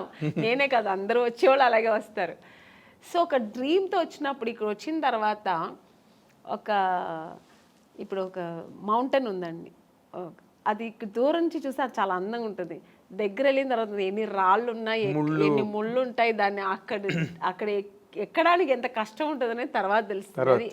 అది అందుకే దూరపు కొండలు నునుపు అంటారు కదా, అలాగే నాకు కూడా నేను అలా అనుకుని వచ్చాను. తర్వాత ఇక్కడ వచ్చిన తర్వాత అంత ఈజీ కాదు, అనిపించింది. ఇప్పుడైనా మనకి ఇండస్ట్రీ చాలా ప్లాట్ఫామ్స్ ఉంది. ఒకవేళ హీరోయిన్ అవ్వలేదు, ఒక 4-5 సినిమాలు ట్రై చేసాం, దొరకలేదు అనుకోండి, ఓకే లేకపోతే ఏంటి మనం ఏదో చేసుకుందాం, యాంకర్ అవ్వచ్చు, దాంట్లో ట్రై చేయొచ్చు, సీరియల్ హీరోయిన్ అయిపోవచ్చు, చాలా ఉన్నాయి ఇప్పుడు మనకు ఆప్షన్స్ ఎక్కువ ఉన్నాయి. మోడలింగ్ చేయొచ్చు, దానికి తగినట్టుగా మనం మన బాడీని చేసుకుని మోడలింగ్ చేయొచ్చు. ఇలా చాలా ఆప్షన్స్ ఉన్నాయి. నేను వచ్చినప్పుడు ఇండస్ట్రీ ఓన్లీ హీరోయిన్ చేయాలి, లేదంటే సిస్టర్ రోల్, మదర్ రోల్, ఆ ఏజ్లో సిస్టర్ రోల్, లేదంటే ఫ్రెండ్స్ రోల్, ఇలాంటి తప్ప ఆప్షన్ లేదు. ఇంటికి వెళ్ళిపోవాల్సిందే. నాకేమో అది ఇష్టం లేదు, నేను చేస్తే హీరోయినే చేయాలి. అలాంటప్పుడు ఎన్ని కష్టాలు నేను ఎదుర్కోవాల్సి వస్తుంది. అవును, మనం కండిషన్స్ పెట్టుకుంటే కష్టాలే. సో అది అప్పుడు అసలు ఎక్కువ కష్టాలు ఫేస్ చేశారండి బిగినింగ్ లో? తప్పకుండా అండి. ఎందుకంటే నాకు చెన్నైలో అంటే ఎక్కువ తమిళ్ ఇండస్ట్రీలోనే ఎక్కువ నేను ట్రై చేశాను. నాకు అప్పుడు తెలుగు టచ్ లేదనమాట. అక్కడ తమిళ్లో ట్రై చేసేటప్పుడు మా నాన్నగారు ఫ్రెండ్, ఫ్యామిలీ ఫ్రెండ్, ఆయనకు కూడా తమిళే తెలుసు. ఆయనకి తమిళ అతనే ఆయన కాబట్టి తమిళ్ ఇండస్ట్రీకే ఆయన నన్ను చుట్టి తీసుకెళ్ళేవారు అనమాట. కంపెనీస్ అక్కడ ఉన్నారు వెళ్ళమ్మా అక్కడ. సో ఇవన్నీ అక్కడ ఫేస్ చేశాను. బట్ నేను తెలుగులో ఫేస్ చేయలేదు, డైరెక్ట్ హీరోయిన్ అయిపోయాను. నేను అనుకొని వచ్చాను కదా, అది ఇక్కడ దొరికింది. అక్కడ చాలా కష్టమైంది. అంటే ఇక్కడ వచ్చేప్పటికి చాలా ఎక్స్పీరియన్స్ అయింది నాకు. అంటే అక్కడ ఒక ఎస్టాబ్లిష్డ్ పొజిషన్కి వచ్చాక కదా ఇక్కడికి వచ్చాను. అక్కడ ఎస్టాబ్లిష్ అవ్వడానికి ఎస్టాబ్లిష్ అవ్వలేదు, చేస్తున్నప్పుడే అంటే హీరోయిన్ ఛాన్స్ దొరికింది. నేను పడిన కష్టాలకి హీరోయిన్ ఛాన్స్ దొరికింది. బట్ నేను 100% అక్కడ సక్సెస్ అవ్వలేదు, ఇక్కడ సక్సెస్ అయ్యాను. అంటే పడిన కష్టాలు అంటే ఇప్పుడు రకరకాలుగా ఉంటాయండి కష్టాలు. కష్టం అంటే నా ఇది ఏంటంటే, నేను చేసిన ట్రావెల్ ఎలాగంటే వెళ్ళిన వెంటనే ఫొటోస్ చూసేవారండి. అప్పుడంతా ఎక్కువ ఫొటోస్, ఆల్బమ్స్, అవన్నీ ఫొటోస్ చూసి చాలా బాగుంది అమ్మాయిని వెంటనే రమ్మనని వాళ్ళు. వెళ్ళి చూసిన వెంటనే ఈ అమ్మాయి ఎక్కడో వాళ్ళ ఫేస్ ఎక్స్ప్రెషన్స్ మారిపోయేది. వాళ్ళు ఏదో హై ఎక్కడో ఒక ఫుల్ దీంట్లో ఉంటారు, ప్లెడ్జ్లో ఉంటారు. ఈ అమ్మాయి ఇంత అందంగా ఉంటే ఇంక డైరెక్ట్గా ఎంత ఉంటుందో అనుకొని ఒక ఊహలో ఉంటారు. నన్ను చూసినండి, మేము కొంచెం అంత నార్త్ ఇండియన్ కలర్స్ కాదు, హైట్ ఉన్నాం కానీ నార్త్ ఇండియన్ కలర్ కాదు. మెయిన్ ఆ కలర్ కాంప్లెక్షన్ కదండి ఫస్ట్ మీకు లుక్ ఏమిస్తుందంటే ఆ కలర్ కాంప్లెక్షన్ చూసిన వెంటనే బాగుంది అనేది అనిపించేది. అక్కడ నేను ఫెయిలియర్ అయ్యేదాన్ని. చూసిన వెంటనే కలర్ దెబ్బ కొట్టింది మిమ్మల్ని. ఇంకొకటి మీరు చెప్పినట్టు ఇప్పుడు ఆ స్పీకింగ్ మనం చూసిన కొంతమంది పడపడని మాట్లాడేస్తారు. నేను కొంచెం అలా మాట్లాడను, రిజర్వ్డ్గా ఉంటాను. నమస్తే కూర్చుంటా, అడిగిన దానికి ఆన్సర్ అంతే, ఎక్స్ట్రా మాట్లాడడం నేను మాట్లాడను కూడా. అది ఎంత వాళ్ళకింటే అమ్మాయి నిజంగానే యాక్టింగ్ చేస్తుందా క్యారెక్టర్ అని ఎక్కడో వాళ్ళకి ఏదో ఫీల్ అయ్యేవారు. సార్ చెప్పి పంపిస్తాం అనేవారు. ఇలా ప్రతి ఒక్క కంపెనీలో జరుగుతుంది. కానీ తమిళ్లో మీరు కలర్ అంటున్నారు, సావిత్రి గారు భయంకరమైన కారు నలుపు, వాణిశ్రీ గారు మామూలు నలుపు కాదు, ఆవిడకి 4 గంటలు 5 గంటలు మేకప్ చేసేవారు వాణిశ్రీ గారు. కరెక్టే అండి, మీరు చెప్పేది కరెక్టే. బట్ నేను వచ్చేప్పటికి ట్రెండ్ చాలా మారింది. అంత అప్పుడు ఉన్నంత ఇప్పుడు సావిత్రి గారు అప్పుడు ఎంత లావు ఉన్నవారు, బట్ చక్కగా ఫేస్ అందంగా ఉంటే ఓన్లీ ఆ ఫేస్ చూసేవారు అనమాట. మీకు ఆ స్ట్రక్చర్ చూసేవాళ్ళు కాదు. ఈవెన్ భానుమతి గారు కానీ మన వాణిశ్రీ గారు కానీ అప్పుడంతా స్ట్రక్చర్ ఏమి చూసేవాళ్ళు కాదు. ఫేస్ వరకు అప్పుడు అన్న ఓన్లీ ఎక్స్ప్రెషన్స్, యాక్టింగ్ ఇది చూసేవారు అనమాట. ఆ తర్వాత జనరేషన్ ఇప్పుడు శ్రీదేవి గారు వాళ్ళంతా వచ్చేప్పటికి స్ట్రక్చర్ మెయింటైన్ చేసేవాళ్ళు, అందం అన్నీ వచ్చేసింది కదా. సో అది అప్పటికే మీకు నార్త్ ఇండియన్స్ చాలా మంది వచ్చారు. నగ్మా గారు అప్పటికి వచ్చేసారు, మీ టైంకి వచ్చేసారు. సో అక్కడ అదే వచ్చింది. ఖుష్బూ గారు వీళ్ళందరూ ఇక్కడ ఎంటర్ అయిపోయారండి. అప్పటికి వాళ్ళంతా వచ్చి ఇక్కడ అప్పుడు సామ్రాజ్యం ఏలుతున్నారు. ఆ టైంలో నేను ఎంటర్ అయ్యాను. అప్పుడు ఎలా ఉంటుంది చెప్పండి. సో అంటే కొన్ని సినిమాలకి ఇలా ఉంటే చాలే అనుకొని దొరికేది వేరు. అన్ని కమర్షియల్ సినిమానికి అలా అనుకోరు కదా. ఒక గ్లామర్ హీరోయిన్ కావాలనుకుంటారు, చాలా అందం మంచి కలర్ కావాలనుకుంటారు. సో అక్కడ మనం ఫెయిలియర్ అవుతాం కదా. అవును, 100%. చూడగానే వెంటనే మైనస్ మార్కులు పడిపోతాయి. ఇప్పుడు కొంతమంది పర్వాలేదు, మనకి మెయిన్ కావాల్సింది ఆ ఫేస్ అందము, స్ట్రక్చరు, యాక్టింగ్ ఇది చాలు అనుకునే డైరెక్టర్స్ కొంతమంది. లేదు నాకు అలా కలరే కావాలనుకున్నది ఎక్కువ మంది అప్పట్లో. ఇప్పట్లో కూడా ఎప్పుడైనా అందుకని బ్లాకీస్కి అంత తొందరగా వచ్చిన తర్వాత ఇప్పుడు ఈ మధ్యలో కొంచెం ట్రెండ్ మారింది. మన దీపికా పడుకుని ఒక డస్టీ కలర్ అని అది ఇప్పుడు ఫేమస్ అయిందండి. మేము వచ్చినప్పుడు ఆ డస్టీ కలరే బ్లాక్ అని చెప్పి మమ్మల్ని పక్కన పెట్టేవాళ్ళు. చాలా ఎక్కడో లక్కీగా దొరికేది అంతే. ఇప్పుడు వీటిష్ అంటున్నారు, బ్లాక్ వీటిష్ అంటున్నారు, డస్కీ కలర్ అని ఏమేమో అంటున్నారు. దాని ఇప్పుడు పేర్లు పెట్టి దాని ఒక ఫ్యాషన్ చేసుకున్నారు. మేము ఉన్నప్పుడు అలా కాదండి, కొంచెం కష్టమే. సో హీరోయిన్ అయిన తర్వాత కూడా ఇక్కడంతా మేకప్ వేయమని చెప్పేవాళ్ళు, కలర్ ఎందుకంటే దీనికి డిఫరెన్స్ రాకూడదని. సో ఇవన్నీ మేము ఎదుర్కోవాలి, ఒకేలా ఉండాలని. సో అప్పుడు నేను చాలా మా అమ్మని తిట్టేదాన్ని, నువ్వు ఎందుకు మా నాన్న కలర్గా కనలేదు, నువ్వు మా బ్రదర్ మంచి కలరు, వాడు మాత్రం ఎందుకు అంత కలర్ ఉన్నాడు అని. మా నాన్నగారు లాగా వాడు, మా అమ్మ కొంచెం కలర్ తక్కువ. ఇలాగా నాకు ఆ ఒక ఫీలింగ్ నాకు ఎప్పుడు ఉండేది. మా అమ్మతో ఎప్పుడు నేను వెళ్ళి మా అమ్మతోనే గొడవ పెట్టేది, నాకేంటే తెలుసు దేవుడు నీకు ఆ కలర్ ఇచ్చాడు, నువ్వు హీరోయిన్ అవుతావు నాకు తెలిసి ఉంటేనే ఇంకొంచెం కుంకుమ పువ్వు ఎక్కువ తాగేదాన్ని. మా అమ్మ అంటే ఆవిడ అంతే, కుంకుమ పువ్వు తాగితే ఎక్కువ తాగితే అంటే అదేదో అప్పుడు ఒక నమ్మకం. సో అలా తమిళ్లో మీరు బాగా ట్రై చేస్తున్న టైంలోనే తెలుగులో కట్ అయ్యారు అనమాట మీరు. అవును, ఛాన్స్లు వచ్చి చేసినట్టున్నారు కదా మీరు. రామరాజుతో చేశాను, రామరాజు గారితో చేశాను, శరత్ కుమార్ గారితో చేశాను. హీరోయిన్ మాత్రం అయ్యేదేమో అయిపోయాను, బట్ సక్సెస్ అనేది నాకు దొరకలేదు. హీరోయిన్ అయిన తర్వాత కూడా సక్సెస్ అనేది చాలా ఇంపార్టెంట్ అనేది నాకు తమిళ్లో తెలిసింది. ఎందుకంటే 2 సినిమాలు ఆడలేదంటేనే ఐరన్ లెగ్ అని పక్కన పెట్టేస్తారు. అప్పుడు కాదు ఇప్పుడు అంతే కదా, ఎప్పుడైనా సెంటిమెంట్ ఎక్కువ చూస్తారు మన ఇండస్ట్రీలో. సో అది నాకు ఇంకా బాధేసి, అమ్మో బాబోయ్ మన హీరోయిన్ అవ్వడం మాత్రమే కాదు పెద్ద విషయం, సక్సెస్ అనేది చాలా చాలా ఇంపార్టెంట్ అని. ఇంకా నాకు ఒకటే, ఇప్పుడు మా అమ్మ కలర్ లేదంటే మా అమ్మతో ఎలా గొడవ పెట్టాను, అలాగా నాకు సక్సెస్ అవ్వాలి, హీరోయిన్ అవ్వాలంటే నేను దేవుడి దగ్గర గొడవ పెట్టేదాన్ని. నేను ఎందుకు మరి ఇంకెవరిని అడగాలి, నాకు ఎక్కువ నా ఫ్రెండ్ కానీ నాకు మా తల్లిదండ్రుల కంటే ఎక్కువ కనెక్ట్ అయ్యేది నేను దేవుడితోనే. నేను అలా పెరిగాను చిన్నప్పటి నుంచి. కొంచెం మా ఇంట్లో ఎక్కువ ఆధ్యాత్మికంగా మా నాన్నగారు కొంచెం భక్తి పూజలు ఎక్కువ. మా నాన్నగారు ఎక్కువ టెంపుల్స్కి వెళ్తుంటారు, మా అమ్మ కూడా అంతే కొంచెం పూజలు. మెడ్రాస్లోనే కల్చర్ ఎక్కువ బేసిక్. లేదు, మేము బేసికలీ బెంగళూరు కదా, ఈవెన్ బెంగళూరులో. సో అది అలవాటు అయిపోయి నాకు దేవుడితో ఎక్కువ కనెక్ట్ అయ్యేదాన్ని నేను. సో అక్కడ ఆయన అడిగేదాన్ని, ఎందుకు నన్ను ఇలా చేస్తున్నావు, నాకు సక్సెస్ ఇవ్వాలని. సినిమా షూటింగ్ వెళ్తున్నానంటే ఫస్ట్ దేవుడు ఈ సినిమా పెద్ద సక్సెస్ అవ్వాలి వేడుకుంటా. ఇప్పుడు కూడా అంతే, ఏ సినిమా నేను చిన్న క్యారెక్టర్ చేసినా దేవుడి దగ్గర అదే వేడుకుంటా. నేను చేసిన ప్రొడ్యూసర్స్ హ్యాపీగా ఉండాలంటే ఆ సినిమా సక్సెస్ అవ్వాలి, సో దాన్ని సక్సెస్ చేయాలని. అవును కదా, ఆ ప్రొడ్యూసర్స్ బాగుంటాయి కదా, మనలాంటి వాళ్ళు అందరూ బాగుంటాం. 100%. అదే ఇందాక మీరు చెప్తున్న దాంట్లో అంటే తమిళ్లో మీరు చేస్తున్నప్పుడు ఏమైనా మీ మీద పాలిటిక్స్లు గట్రా ఏమైనా జరిగాయండి? అంటే లేదండి, అలాంటి వాతావరణం ఏమైనా ఉండేది అప్పుడు? నాకు అలాంటి వాతావరణం ఎక్కడా లేవు. వచ్చాయి ఇప్పుడు పెద్ద పెద్ద కంపెనీలు ఎక్కడ నాకు రాలేదు. ఎందుకంటే మీరు గరగట్టు గోపన్న సినిమాలో ఫస్ట్ బుక్ అయింది, అది వచ్చి అలా జరిగింది. తర్వాత దేవికి గారి అమ్మాయి కనక దానిలోకి వచ్చింది. యాక్చువల్గా కరకట్టకారంలో నా ఫొటోస్ వెళ్ళి ఫస్ట్ సెలెక్ట్ అయిపోయానండి. సెలెక్ట్ అయిపోయి ఇంకా షూటింగ్ ఇంకొక 15 days 10 days ఉందన్నప్పుడు అక్కడ ఒక చిన్న కాంట్రవర్సీ జరిగింది. అంటే నన్ను తీసుకెళ్ళి యాక్ట్రెస్ నళిని గారు అని ఉంటారు, అవును, రామరాజు గారు వాళ్ళ వైఫ్, వాళ్ళు సిస్టర్ హస్బెండ్ నన్ను తీసుకెళ్లారు.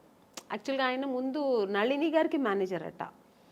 సో అది ఆయన ప్రొఫెషనల్ అనమాట. సో నన్ను తీసుకెళ్ళి చూపించి ఓకే అయింది, నా ఫొటోస్ ఓకే అయింది. తర్వాత ఆయన ఏమన్నారంటే 5 years అగ్రిమెంట్ వేసుకోవాలి, నేను మీరు హీరోయిన్ చేస్తారు కదా అన్ని డేట్స్ నేనే చూస్తాను. ఓకే డేట్స్ ఫైన్, మీరు డేట్స్ చూసుకోండి అన్న, బట్ రెమ్యునేషన్ నాకు 50% మీకు 50% అన్నారు. అది నేనైతే ఓకే చెప్పాను.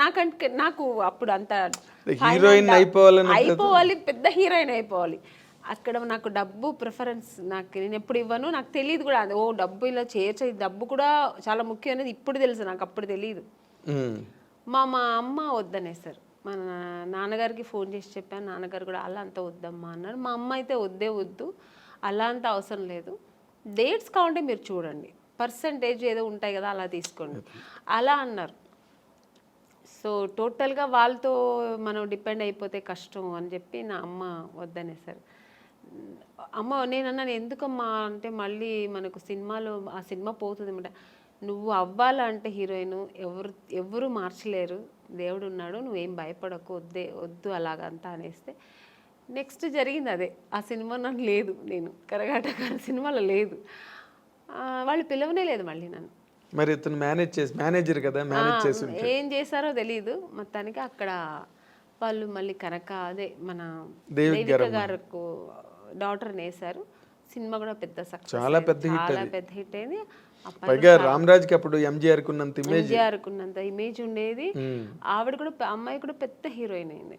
బట్ ఆ నెక్స్ట్ సినిమా మళ్ళీ నాకు దొరికింది ఆయనతోనే, అదే రామరాజు గారితోనే, సేమ్ గంగేమరన్ గారి డైరెక్షన్ లో ఆయన సెకండ్ సినిమానే నాకు దొరికింది. ఎట్లా అదేలా జరిగింది ఏమో తెలియదండి. మళ్ళీ ఎందుకంటే వీళ్ళు ఓన్లీ ఫొటోస్ చూపించారు.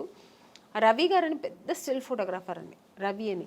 ఆయన అసలు ఆ ఫొటోస్ చూసాను, మామూలుగా తీసినప్పుడు ఏం పెద్ద లైట్స్ 2 లైట్స్ పెట్టి తీస్తాడు ఆయన, చాలా బ్యూటీగా ఉంటుంది, చాలా బాగుంటుంది అసలు, ఏదో ఒక సంథింగ్ స్పెషల్. అని మనకు తెలుగులో సెబాస్టియన్ బ్రదర్స్ ఉండేవాళ్ళు, సేమ్ అలాగా అక్కడ ఆయన తమిళ్లో ఆయన చేసిన స్టిల్స్ అక్కడ ఫస్ట్ ఓకే అయింది.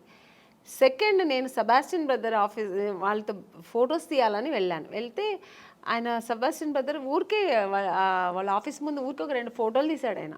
ఇవేం మేకప్ లేదు, మామూలుగా నేను వెళ్ళాను, ఫొటోస్ తీస్తే ఆ ఫోటో నాకు ఇచ్చారనమాట.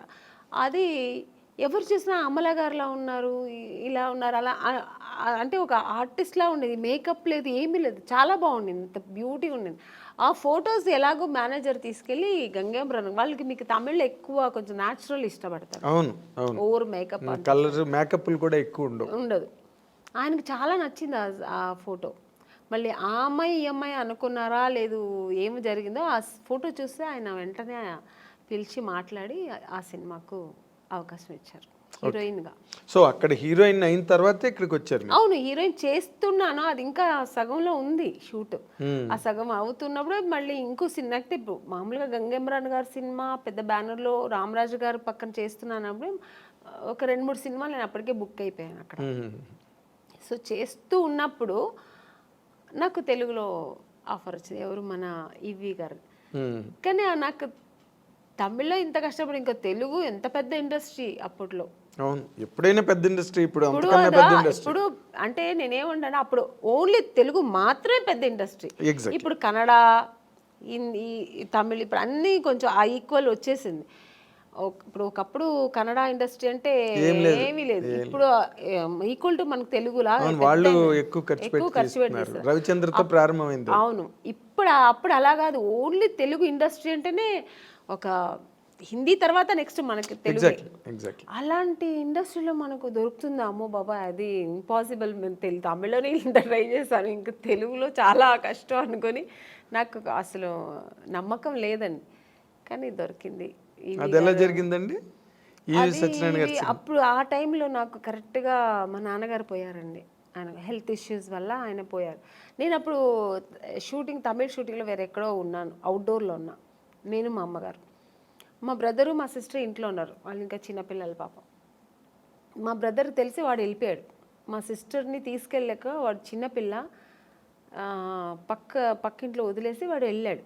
నాకు కబురు చేశారు, అప్పట్లో మీకు సెల్ ఫోన్ అవన్నీ ఏమీ లేదు, ఫోన్ ఉంది, హోటల్కి ఫోన్ ఉంది, హోటల్కి ఇన్ఫార్మ్ చేస్తున్నారు వాళ్ళు. రిసెప్షన్ వాళ్ళు చెప్పారు, ఎవరి దగ్గర చెప్పారు, ప్రొడ్యూసర్తో చెప్పారు. నేను షూట్లో ఉన్నా, నేను మా అమ్మ షూట్లో ఉన్నాము. ప్రొడ్యూసర్ ఏంటంటే అది క్లైమాక్స్ సీన్, అది ఆల్ ఆర్టిస్ట్ కాంబినేషన్. చెప్తే ఈ అమ్మ ఈరోజే వెళ్ళిపోతుంది, నెక్స్ట్ డే మనకు షూటింగ్ కష్టం అయిపోతుందని ఆయన ఏం చేశారు, చెప్పలేదు. ఏదో మీ నాన్నగారు సీరియస్ అంట అని చెప్పారు, అంతే, పోయారని చెప్పనే లేదు మాకు. నేను సీరియస్ అంటే నాన్నగారు కొంచెం హెల్త్ ఇష్యూస్ ఉంది కదా సార్, అప్పుడు కొంచెం భయపడ్డాను. కానీ సార్ ఏమైందంటే ఫోన్ అక్కడి నుంచి మా ఇక్కడ బెంగళూరు చేసే మా నాన్నగారు ఉన్న చోటు చేస్తే కనెక్ట్ అవ్వట్లేదు.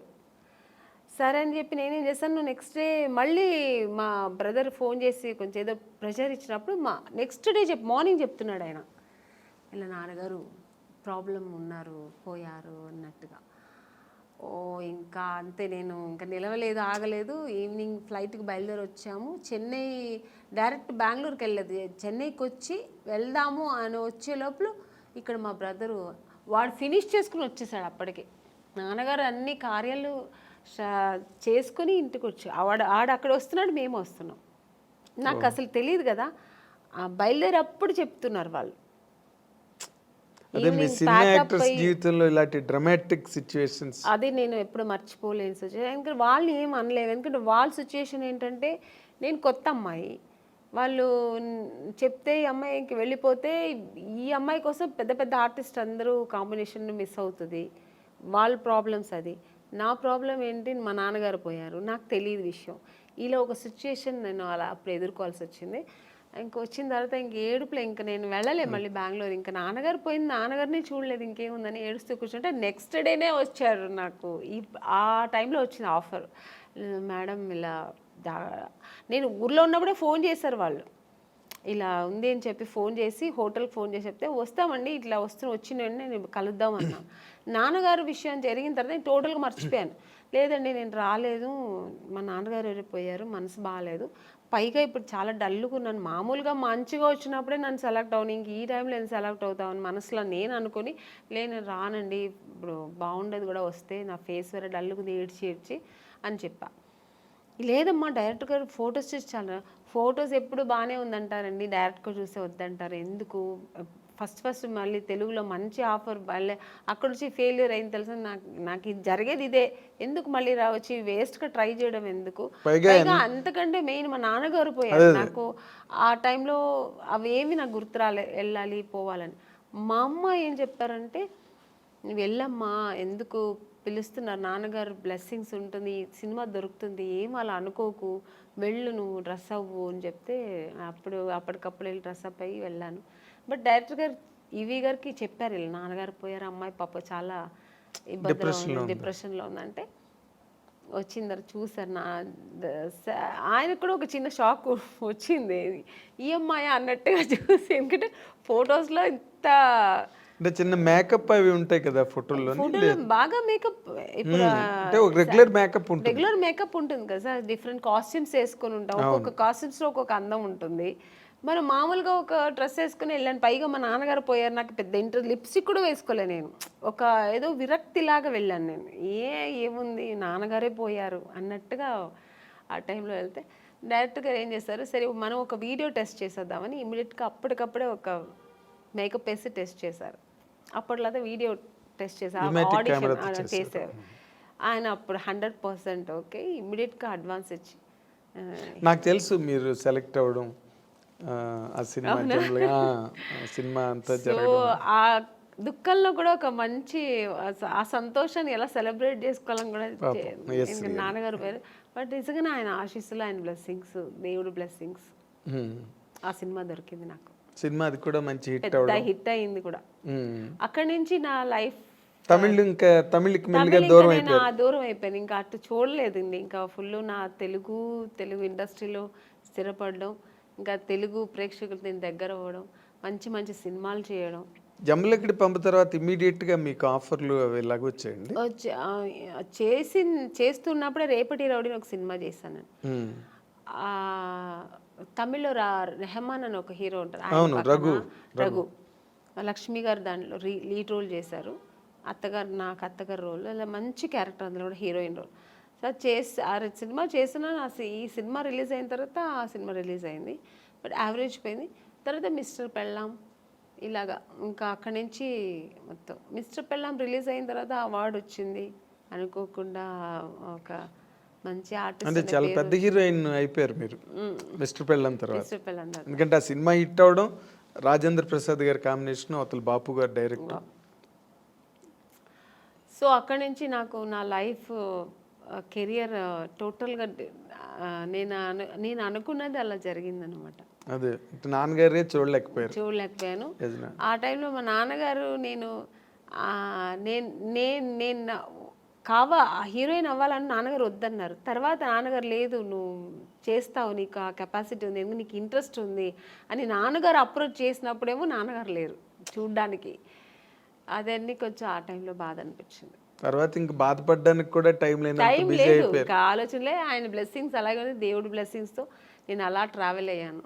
కానీ గొప్ప విషయం అంటే గొప్ప విషయం అని కాదు, but you have to tell that ఇండస్ట్రీలో అడుగుపెట్టినప్పటికీ అసలు బొమ్మల కొలువులో ఉన్నారు హీరోయిన్స్ అందరూ.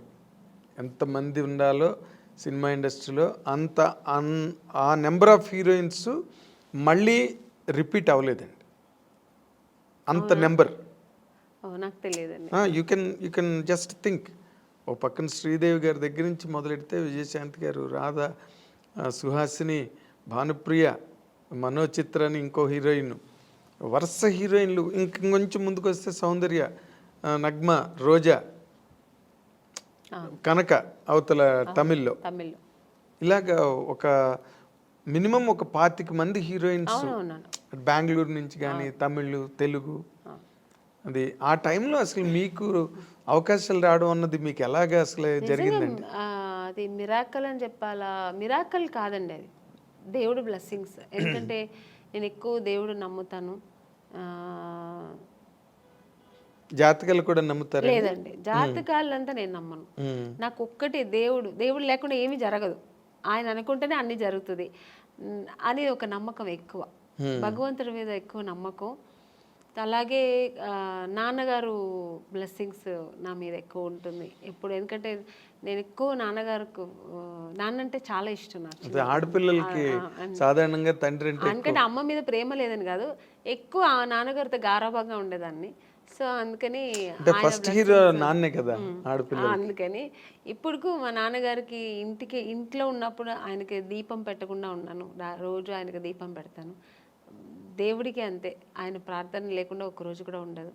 పూజ ఒకవేళ చేయకపోయినా దేవుడిని తలుచుకోకుండా ఒక్కరోజు కూడా ఉన్నాను. సో ఆ దేవుడు బ్లెస్సింగ్స్ నాకు ఎక్కువ అని నేను అనుకుంటున్నా, నా నమ్మకం అది.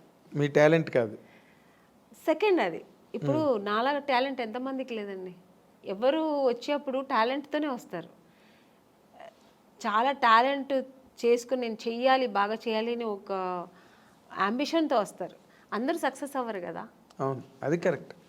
డెస్టినీ అన్నది ఒకటి ఉంటుంది. అది సక్సెస్ అవ్వాలంటే దేవుడి బ్లెస్సింగ్స్ లేకపోతే ఇంపాసిబుల్ అని నా నమ్మకం. నేను అందరినీ అనట్లేదు, నా నమ్మకం అయితే అది. అదేలేండి.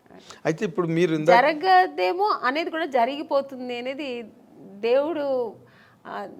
దేవుడిని ప్రార్థిస్తే జరుగుతుంది అనే నమ్మకం నాకు. ఒక నమ్మకం, మీకు ఒక నమ్మకం.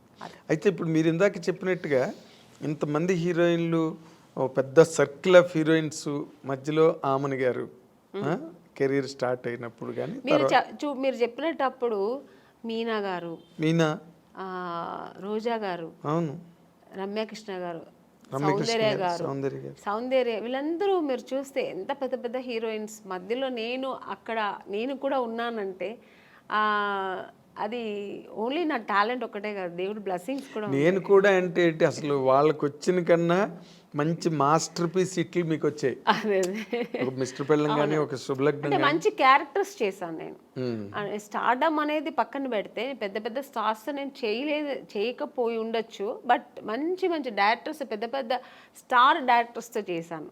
అవును, అంటే బాపు గారు పేరు చెప్తేనే తెలియని ఎవరు ఉంటారు. బాపు గారి సినిమానా, పైగా ఆయన సినిమాల్లో హీరోయిన్స్ బాగా అవును ఫ్రేముల్లాగా గీసి మరి అందంగా చూపిస్తారు. అందం లేని వాళ్ళు కూడా అందంగా చూపిస్తారు ఆయన, అది ఆయన అన్నమాట. అలాగే కె విశ్వనాథ్ గారు, కె రాఘవేంద్రరావు గారు, దాసనారాయణరావు గారు, కృష్ణారెడ్డి గారు, ఇలాంటి వాళ్ళు డైరెక్టర్స్ అంతా చేసే అవకాశం, మంచి మంచి క్యారెక్టర్స్ చేసే అవకాశం, అది నా గాడ్ గ్రేస్. అదే ఇందాక ఇప్పుడు మీరు ఇంతమంది హీరోయిన్ లిస్ట్లో మీకు బాగా క్లోజ్ ఫ్రెండ్స్ అని చెప్పుకునే వాళ్ళు ఎవరండి? నాకు ఎందుకంటే మీకు ఆ ఫ్రెండ్షిప్ అన్న యాంగిల్ చాలా తక్కువ. అవునండి, నేను ఎక్కువ ఫ్రెండ్స్ ఎక్కువ మెయింటైన్ కాదు, నేను ఎవరితో ఎక్కువ మాట్లాడను కాబట్టి మూవ్ అవ్వను. సో అందుకని నేను ఎక్కువ అలా మూవ్ అయ్యి మాట్లాడే ఒకే ఒక హీరోయిన్ సౌందర్య గారు. ఎందుకంటే అది ఎలా కనెక్ట్ అయ్యానంటే అమ్మాయి బెంగళూరు, నేను బెంగళూరు. సో కన్నడ ఇద్దరు బెంగళూరు బాలికలు. బాలికలు. ఆ తర్వాత ఆ టైంలో మేము దగ్గర 3-4-5 పిక్చర్స్ కలిసి చేసాం మేము. ఓ సో చేసినప్పుడు అన్న చెల్లెలు, అమ్మ దొంగ ఇలా చేసామన్నమాట. Yes yes. అది చేసినప్పుడు మేమిద్దరు ఆల్మోస్ట్ మా కాంబినేషన్ ఉండేది. ఇద్దరు పక్కన పక్కన కూర్చొని ఆ అమ్మాయి కూడా ఒక కిడ్ లాగే, ఇంకా వేరే ఏం ఉండదు ఆలోచన. మా కన్నడ సినిమా సాంగ్స్ పాడుకుని ఆ కన్నడ మాట్లాడడం అనేది అమ్మాయికి నా మీద ఎక్కువ ప్రేమ వచ్చేసింది, నాకు ఆ అమ్మాయి మీద ప్రేమ వచ్చింది. కన్నడ సాంగ్స్ మాట్లాడడం ఇలా కనెక్ట్ అయ్యాం అనమాట. అయ్యి అలాగా తన పర్సనల్స్ నాకు చెప్పుకోవడం, నా పర్సనల్స్ అమ్మాయికి చెప్పుకోవడం. ఆఫ్టర్ నేను మ్యారేజ్ చేసుకున్న తర్వాత వాళ్ళ అమ్మగారు ఫోన్ చేసి, ఎలా ఉన్నావు అమ్మని, ఇంత బిజీగా ఉన్నావు, ఎలా ఇంట్లో కూర్చున్నావు అనేవారు. ఆ అమ్మాయి కూడా నన్ను షూటింగ్ స్పాట్కి రమ్మని పిలిచేది.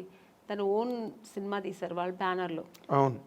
అప్పుడు ఇక్కడ బ్రదర్ అమరు, సత్యనారాయణ గారు. అవును. రామని నాకు బోర్ కొడుతుంది, ఒంటరిగా ఉన్నాను అని ఎక్కడో మైసూరు దగ్గర సోమనాథ్పూర్ అని షూటింగ్లో నేను వెళ్ళలేకపోయాను, వస్తానని చెప్పాను. సో అలా చాలా దగ్గర ఉండింది. ఆఫ్టర్ మ్యారేజ్ తర్వాత కూడా నేను ఫ్రెండ్షిప్ కంటిన్యూ అయిందంటే ఒక సౌందర్య. తన నాన్నగారు పోయినప్పుడు కూడా నాకు ఫోన్ చేసి ఓన్లీ ఏడ్ చేసి, నువ్వు ఇప్పుడు రా, నేను కలవాలి, నీతో మాట్లాడాలి నేను అంటే. టైం అప్పుడు 10 o'clock అయిపోయింది. నేను షూట్ చేసుకుని వచ్చాను హైదరాబాద్లోనే. తను ప్రశాంత్ కుటీర్లో ఉంది, నేను హోటల్లో ఉన్నాను. నేను కూడా ఏదో హోటల్లో ఉన్నాను. చెప్పేదాన్ని వెంటనే కారు వేసుకుని వచ్చాను అనమాట ప్రశాంత్ కుటీర్. వస్తే కూర్చొని, ఎందుకంటే అమ్మాయి సెంటిమెంట్గా ప్రశాంత్ కుటీర్ చాలా ఎంత పెద్ద హీరోయిన్ ఆ ప్రశాంత్ కుటీర్లో ఉండేది. మేమందరూ కూడా ఒక స్టేజ్ వచ్చిన తర్వాత హోటల్స్ మారాము. అమ్మాయికి అసలు మారలేదు, ఆ రూమ్ మారలేదు, ఆ ప్రశాంత్ కుటీర్ని వదలలేదు. అంతే వెజిటేరియన్ ఫుడ్. అవును, ప్రశాంత్ కుటీర్ బాగుంటుంది. అది ఒక ఈ హోమ్లీగా ఇల్లు అట్మాస్ఫియర్ ఉంటుంది. సో అక్కడ వెళ్తే అసలు నన్ను హగ్ చేసుకుని బోర్ ఏడ్చేసింది, చిన్నపిల్లలాగా ఏడ్చి. మా 4 పిల్లర్స్లో ఒక పిల్లర్ వెళ్ళిపోయారు నాన్నగారు, నేను అమ్మ ముగ్గురే ఉన్నాము అమ్మని అని ఏడ్చి. అన్నాను, ఏదున్నా ధైర్యంగా ఫేస్ చేయాలి, నువ్వు ఏడవ, నేను తనకు ధైర్యం చెప్పింది. నేను అమ్మాయిలాగే, కానీ ఆ టైంలో అలా ఒకరికొకరు ఆద్దరు చెప్పుకొని అంత క్లోజ్ ఉండేది అన్నమాట అమ్మాయి. కానీ మరి అమ్మాయి పోయింది అలాగా, అప్పుడు అసలు నేను షూట్లో ఉన్నానండి అప్పుడు కూడా. ఆ టైంలో షూట్లో ఉన్నాను నేను. చెప్తే నేను నమ్మలేదు. సౌందర్యాన్ని వేరే ఎవరైనా చెప్తున్నారు, సౌందర్య ఎలా పోతుంది, నేను ఎందుకు పోతుంది అన్నాను. అసలు నమ్మలేదు నేను. అసలు ఇలా కెమెరా పెట్టి ఇలా సౌందర్య గారు పోయారంటే ఇంక నాకు పక్కన మనుషులు ఉన్నారని ఏడ్చేసానండి. ఎవరి దగ్గర ఉంది ఆ క్లిప్పింగ్స్ తెలియదు, కానీ చూసారంటే చాలా ఘోరంగా ఉంటుంది. చిన్న పిల్లలాగా ఏడ్చేసాను నేను. నాకు మాటలు రావట్లేదు, నాకు ఒక షాక్ లాగా అయిందనమాట. ఆ అమ్మాయి పోవడం ఏంటి అసలు. ఆ తర్వాత అసలు నేను దేవుడి దగ్గర నిజంగా ఇది ట్రూ అండి, నేనైతే దేవుడి దగ్గర ఒక్కటే వేడుకున్నా, నన్ను తీసుకెళ్ళొచ్చు కదా అమ్మాయిని ఉంచేసి అనిపించింది ఆ టైంలో. అలా ఏడ్చేసాను నేను. సో చాలా మంచి అమ్మాయి కూడా, అమ్మాయి ఒక మంచి అమ్మాయి, పర్సనల్గా అన్ని విషయాల్లో చాలా మంచి అమ్మాయి. ఆ టైంలో అలా ఫీల్ అయ్యాను అనమాట. ఇప్పుడు అమ్మాయిని తలుచుకున్న రోజు ఉండదు నాకు. ఎప్పుడైనా సినిమాలు వస్తే, తన సినిమాలు చూస్తుంటే ఏడుపు వచ్చేస్తుంటుంది. నేననే కాదండి, అందరికీ సౌందర్య అంటే చాలా ఇష్టం. ఎందుకంటే అమ్మాయి ఎప్పుడు ఎవరిని ఒక్క మాట కామెంట్ చేయడం కానీ, లేకపోతే ఇంకోళ్ళని క్రిటిసైజ్ చేయడం కానీ ఉండదండి. ఆల్మోస్ట్ మీలాగే. మీ ఇద్దరు కనుక త్రాసులు వేస్తే అలాగే మంచి మంచి క్యారెక్టర్స్ చేసింది, మంచి ఆర్టిస్ట్, ఒక అమూర్ లాంటి సినిమా చేసింది, మంచి సినిమాలు వేసింది అలా. కానీ అమ్మాయి ఒక మంచి లైఫ్ చూడలేకపోయింది కదా అనిపించింది. వాస్ షీ హ్యాపీ అండి బిఫోర్ మ్యారేజ్ ఆల్సో? హ్యాపీ అండి అమ్మాయి. యాక్చువల్గా అమ్మాయికి అలా ఉండడం ఇష్టం, సినిమా ఇంట్రెస్ట్ తక్కువ అండి. తను నాన్నగారు చెప్పారని హీరోయిన్ అయింది, కానీ తర్వాత తనకి ఇంట్రెస్ట్ వచ్చి తర్వాత చేసింది, అది వేరు.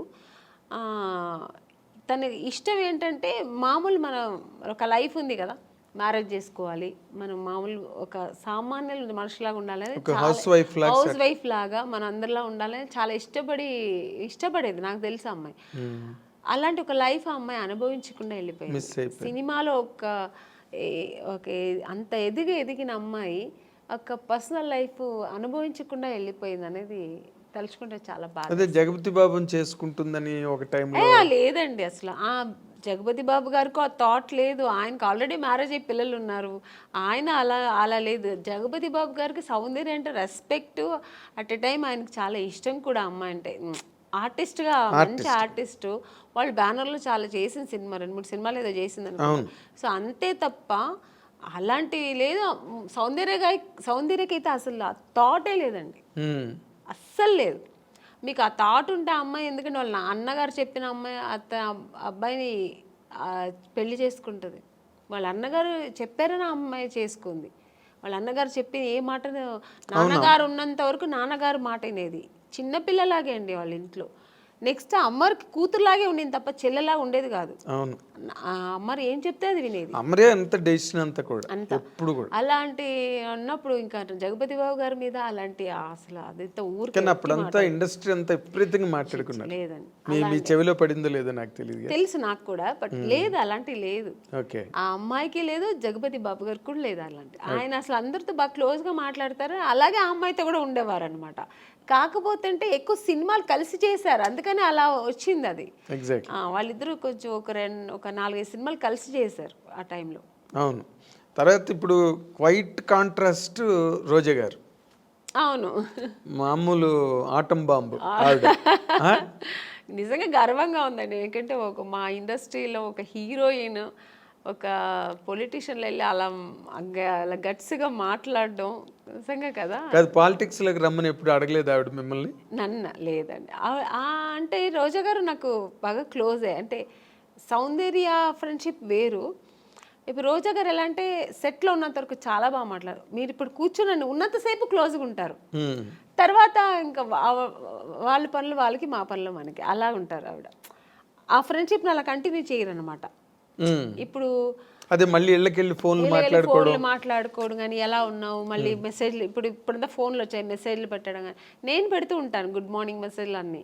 తను దానికి రిప్లై చేస్తుంటుంది తప్ప పెద్దగా తను ఇంకా అంటే ఉన్న బిజీ అలాగా ఆవిడ. అంతే కదా, చాలా బిజీ కదండి ఆవిడ పనులు చేసుకోవడానికి కూడా టైం ఉండదు. ఇంకా మాకు మెసేజ్ లేకపోతే పెడుతూ కూర్చుంటారు చెప్పండి. సో అంతే కానీ ఆ ఫ్రెండ్షిప్ లేదని కాదు, టైం లేదు ఆవిడకి. ఫస్ట్ ఆఫ్ ఆల్ ఎప్పుడు బిజీ ఉంటుందండి. ఇప్పుడే కాదు, మీ హీరోయిన్గా ఉన్నప్పుడు చూసారంటే తమిళ్లో బిజీ, తెలుగులో బిజీ, కన్నడలో సినిమాలు చేసేది రోజా గారు. ఫుల్ బిజీగానే ఉండేవారు ఆవిడ. దాని తర్వాత ఇంక పాలిటిక్స్కి వచ్చి ఈవెంట్స్ చేసేవారు, ఎప్పుడు బిజీ ఉంటారండి. అవును. అంటే మీ ఇద్దరు మామూలుగా పాలిటిక్స్ గురించి మాట్లాడుకోవడం అలాంటివి ఏమి ఉండవు? లేదు, నాకు అసలు పాలిటిక్స్ అంత నాలెడ్జ్ లేదు, నాకేం తెలీదు. ఊరికే చూస్తుంటాను అంతే. ఎవరు రోజా గారు అలా మాట్లాడుతున్నప్పుడు మీరు విని ఏంటి అలా మాట్లాడుతున్నావు ఏంటి అసలు అండం గట్టి అంటే అలా మాట్లాడాలేమో మరి, అది నాకు తెలీదు మరి. అంటే పాలిటిక్స్కి వెళ్తే అలా ఉండాలేమో, ఫైర్ బ్రాండ్ అలా లేకపోతే ఇంకా అదే.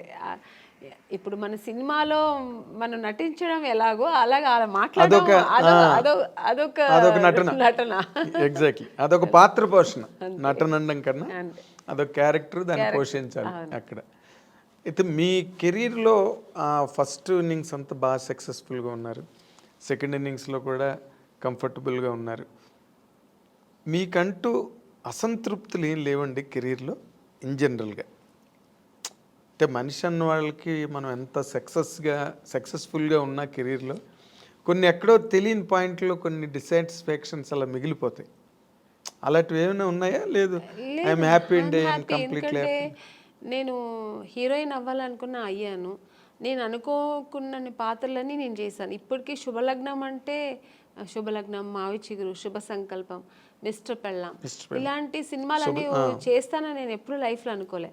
మామూలుగా హీరోయిన్స్ అంటే ఏంటి, 4 సాంగ్స్ ఉంటాయి, హీరో పక్కన రెయిన్ సాంగ్ ఒకటి ఉంటుంది, స్విమ్ సూట్ ఒకటి ఉంటుంది, సీషోర్ సాంగ్ ఒకటి ఉంటుంది, మళ్ళీ ఏదో రొమాన్స్ ఉంటుంది, ఇలాగే అనుకుంటాం కదా. అలా కాకుండా ఇప్పుడున్న జనరేషన్ కూడా, మేడం మీరు ఆ సినిమా చేశారు కదా, చాలా బాగుంటుంది మేడం, మొగుడు నమ్మేస్తారు కదా, శుభలగ్నం మేడం, క్లాసిక్స్ కదా అవి, క్లాసిక్స్, మిస్టర్ పెళ్ళాం, ఇలాంటి సినిమాలు కమల్ హాసన్ గారు చేశారు కదండి. మొన్న ఎప్పుడు చెన్నైలో షాపింగ్ వెళ్ళానండి. ఆ షాపింగ్ ఓనర్ వచ్చి తెలుగు ఆయన. ఫస్ట్ నేను ఏదో మేకప్ థింగ్స్ వెతుకుతున్నాను. మీరు మేకప్ ఆర్టిస్ట్ అండి అన్నారు. అండ్ నేను మామూలు వితౌట్ మేకప్లో వెళ్ళాను. నేను మేకప్ ఆర్టిస్ట్ కాదండి, నాకు మేకప్ థింగ్స్ అంటే. తర్వాత ఆయన కొంచెంసేపు అయిన తర్వాత కాసేపు తర్వాత ఆయన గుర్తుపెట్టాడు, మీరు ఆమ్ని గారు కదండి. బాబాయ్ ఏంటండి ఇలా సన్నబడిపోయారు అన్నారు. సన్నగా ఉంటేనే అండి మళ్ళీ ఛాన్స్ దొరుకుతాయి, లేదంటే దొరకదు, లావ్ అయిపోతే ఎలాగా అన్నాను. అప్పుడు అన్నారు, మేడం మీరు అసలు మిస్టర్ పెళ్ళాం ఏం యాక్టింగ్ అండి అంటే, కొంతమందికి మిస్టర్ పెళ్ళాం నచ్చుతుంది, కొంతమందికి శుభలగ్నం నచ్చుతుంది. అలా డిఫరెంట్ రోల్స్ నేను చేసే అవకాశాలు నాకు. సో ఎక్కడ అసంతృప్తి అన్నది ఎక్కడ లేదు. ఇక్కడ అంటే అసంతృప్తి అంటే అది చేద్దాం అనుకుని నేను చేయలేపాను, లేకపోతే ఈ ఒకరితో చేద్దాం అనుకుని ఆ కాంబినేషన్ ఇప్పటికీ ఉందండి అది అసంతృప్తి. ఇప్పుడు మన శ్రీదేవి గారు చేశారు దాన్ని, మీండం కోకిల, అది వసంత కోకిల. ఆ క్యారెక్టర్ నాకు చేయాలని ఉంది, మిగిలిపోయింది కదా. ఇప్పుడు మళ్ళీ చేయలేము ఆ క్యారెక్టర్ చేయాలంటే. అవును, ఆ స్టేజ్ ఆ ఏజ్ దాటిపోయింది. అవును, అది అలాంటి సినిమా. అలాగే ఇప్పుడు రీసెంట్గా మనం బాహుబలిలో రమ్యకృష్ణ గారు ఎక్సలెంట్ క్యారెక్టర్ కదా అది. సో అలాంటి క్యారెక్టర్లతో దొరికితే నేను చేయాలి అనిపిస్తుంటుంది. ఆర్టిస్ట్కి ఎప్పుడు అసంతృప్తి తృప్తి అనేది ఉండదు. ఈ క్యారెక్టర్ నేను చేయాలి, ఆ క్యారెక్టర్ నేను చేయాలి, అన్నీ నేనే చేయాలి కామన్ గా ఉండే తప్ప. బట్ నేను అనుకోని క్యారెక్టర్స్ కూడా నేను చేశాను కదా. అది ఇప్పుడు శుభలగ్నం అని నేను అనుకోలేదు, ఊహించిన క్యారెక్టర్స్ అవన్నీ. సో ఒక పక్కన ఆ సంతోషం కూడా ఉంది. కానీ మీరు అంతమందితో చేశారు కానీ ఒక్కళ్ళతో మిస్ అయ్యారు.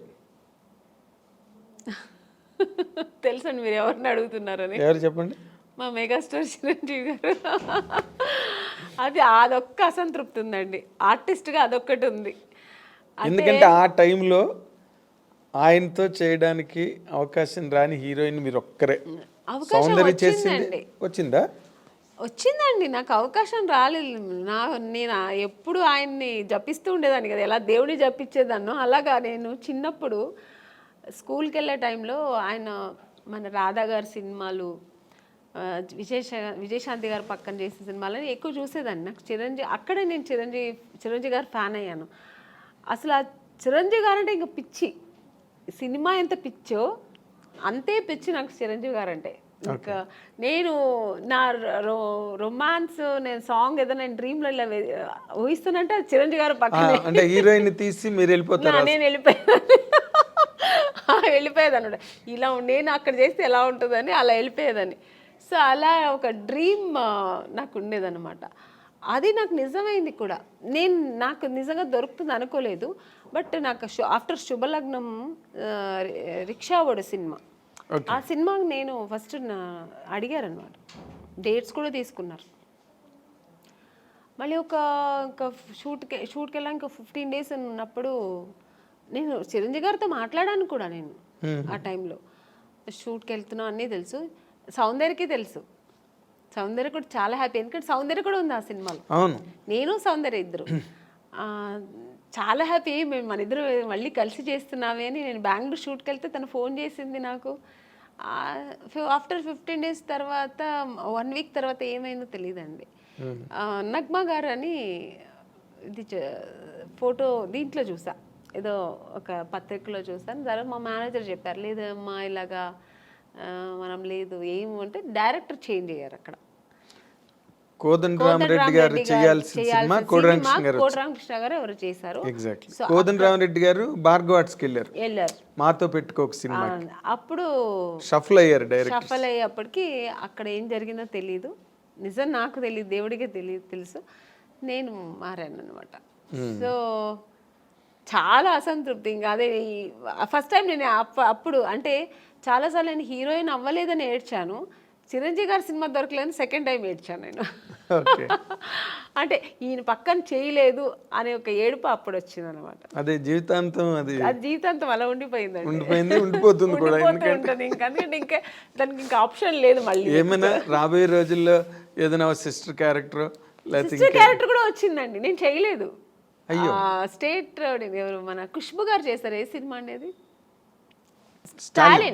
స్టాలిన్ నాకు అడిగారు అనమాట, ఓకే. అడిగారు.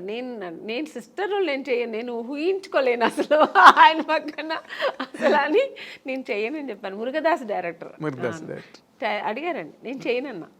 ఎందుకంటే నాకు చిన్నప్పుడు నా డ్రీమ్ హీరో ఆయన, నేను అసలు చేయలేను అని చెప్పాను. అన్నయ్య అని పిలవడం చాలా అసలు అసలు అస్సలు నా వల్ల కాదు, ఆ ఇమాజిన్ కూడా చేయలేను. నేను నా డ్రీమ్ హీరో అలాగే ఉండిపోని నేను చేయనని చెప్పేసా. అప్పుడు చాలా గ్రేట్ డెసిషన్ అది. నిజంగా నేను చేయలేదు. Great decision. అవును, గ్రేట్ డెసిషన్. కన్విక్షన్. అస్సలు నేను కుదరలేదు, నీకు కుదరదు అన్నాను. చాలా ఒక 10 times ఫోన్ చేశారు, నేను చేయనని చెప్పాను. చాలా గట్స్ కావాలి చిరంజీవి గారు పక్కన చేయనని చెప్పడానికి. అంటే చిరంజీవి గారు పక్కన అదే మీ ఫీలింగ్ కరెక్ట్. ఎందుకంటే నేను నా హీరోని నేను అన్నయ్య అని పిలవలేను. అసలు ఛాన్సే లేదు. నాకు ఇప్పటికీ గుర్తు, మీరు అన్నపూర్ణ స్టూడియోలో చిరంజీవి గారు ఒక సెట్లో షూటింగ్ చేస్తున్నప్పుడు మీరు పక్క సెట్లో షూటింగ్ చేస్తూ కలవడానికి వస్తామని వచ్చారు ఒకసారి మీరు. అవును. ఇప్పుడు రీసెంట్గా మన కే విశ్వనాథ్ గారు ఫంక్షన్ జరిగింది, ఆయన పోయిన తర్వాత శ్రద్ధాంజలి చేసి. అప్పుడు ఆ ఫంక్షన్ నేను వెళ్ళాను, ఎందుకంటే నేను ఆ సినిమా చేశాను కదా, శుభ సంకల్పం. అప్పుడు కూడా చిరంజీవి గారు నేను అక్కడ వచ్చారు. చిరంజీవి గారే అది జరిగింది, ఆర్గనైజేషన్ ఆయన తరఫునే జరిగింది. సో చిరంజీవి గారు వస్తే నాకు అసలు ఆ ఫంక్షన్కి వెళ్ళిన సంతోష్ పక్కన చిరంజీవి గారు చూసాను, మళ్ళీ చూస్తున్నానని. నేను ఆయన చూసినప్పుడంతా నేను మళ్ళీ ఆ చిన్నప్పుడు ఆ ఫ్యాన్ ఎలా ఫీల్ అవుతారో ఫీల్ అయిపోతుంటాను. నేను ఆర్టిస్ట్గా మర్చిపోతుంటాను నేను. సో అక్కడ వెళ్ళి స్టేజ్కి వెళ్ళిన తర్వాత అందరూ ఫొటోస్ తీసుకొని, అందరూ గ్రూప్ తీసుకున్నారు, నేను మళ్ళీ వెళ్ళి సార్ ఒక్క ఫోటో తీసుకుంటాను సార్ అన్నాను. రామ్మా అని నేనైతే ఎంత అప్పుడు ఫీల్ అయ్యానంటే, నేను ఒక ఫ్యాన్, నాకు నచ్చిన హీరోతో తీసుకున్నానని నేను ఇష్టపడి నాకు నచ్చి తీసుకున్న ఏకైక హీరో చిరంజీవి గారు. అంటే ఆయన ఈ సచ్ ఎ ఫినామినల్ హీరో. మీరు అలాగే ఫ్యాన్స్ లాగా ఉండిపోయారు అప్పటి నుంచి ఇప్పటి వరకు.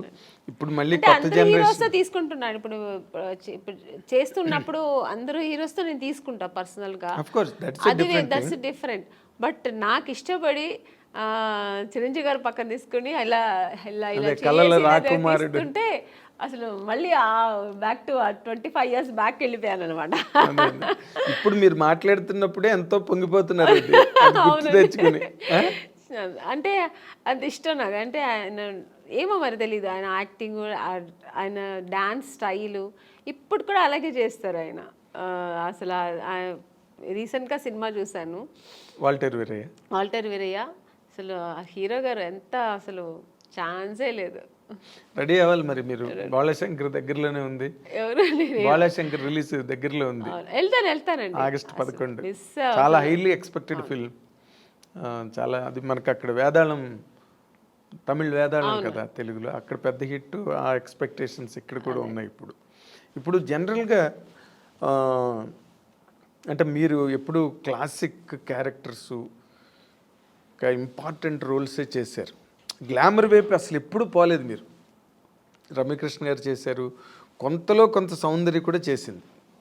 మీరు అసలు అటు పక్కకే పోలేదంటే నాకు స్టార్టింగ్ ఇప్పుడు జంబలకడి పంలో మాస్ క్యారెక్టర్ అండి నేను చేశాను.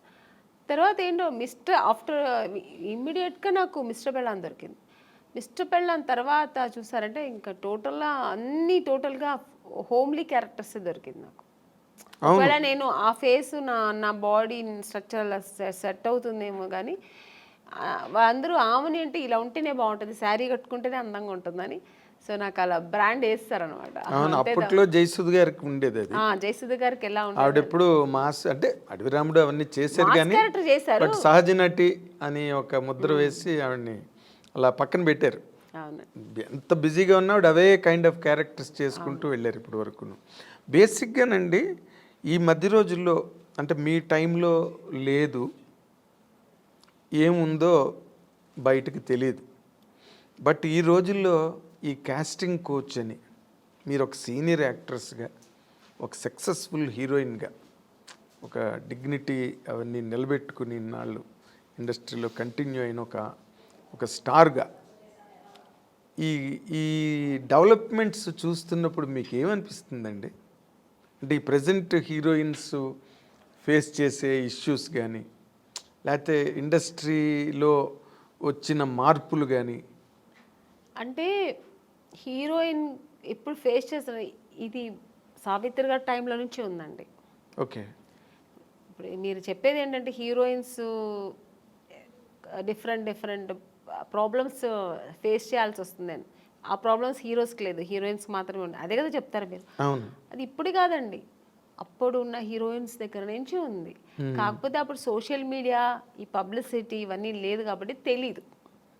ఇప్పుడు అన్ని చిన్న విషయం కూడా ఇప్పుడు ఎలకపోయిందంటే పూలే పోయిందని ఇప్పుడు అంత ఎక్స్ప్లోర్ చేస్తున్నారు.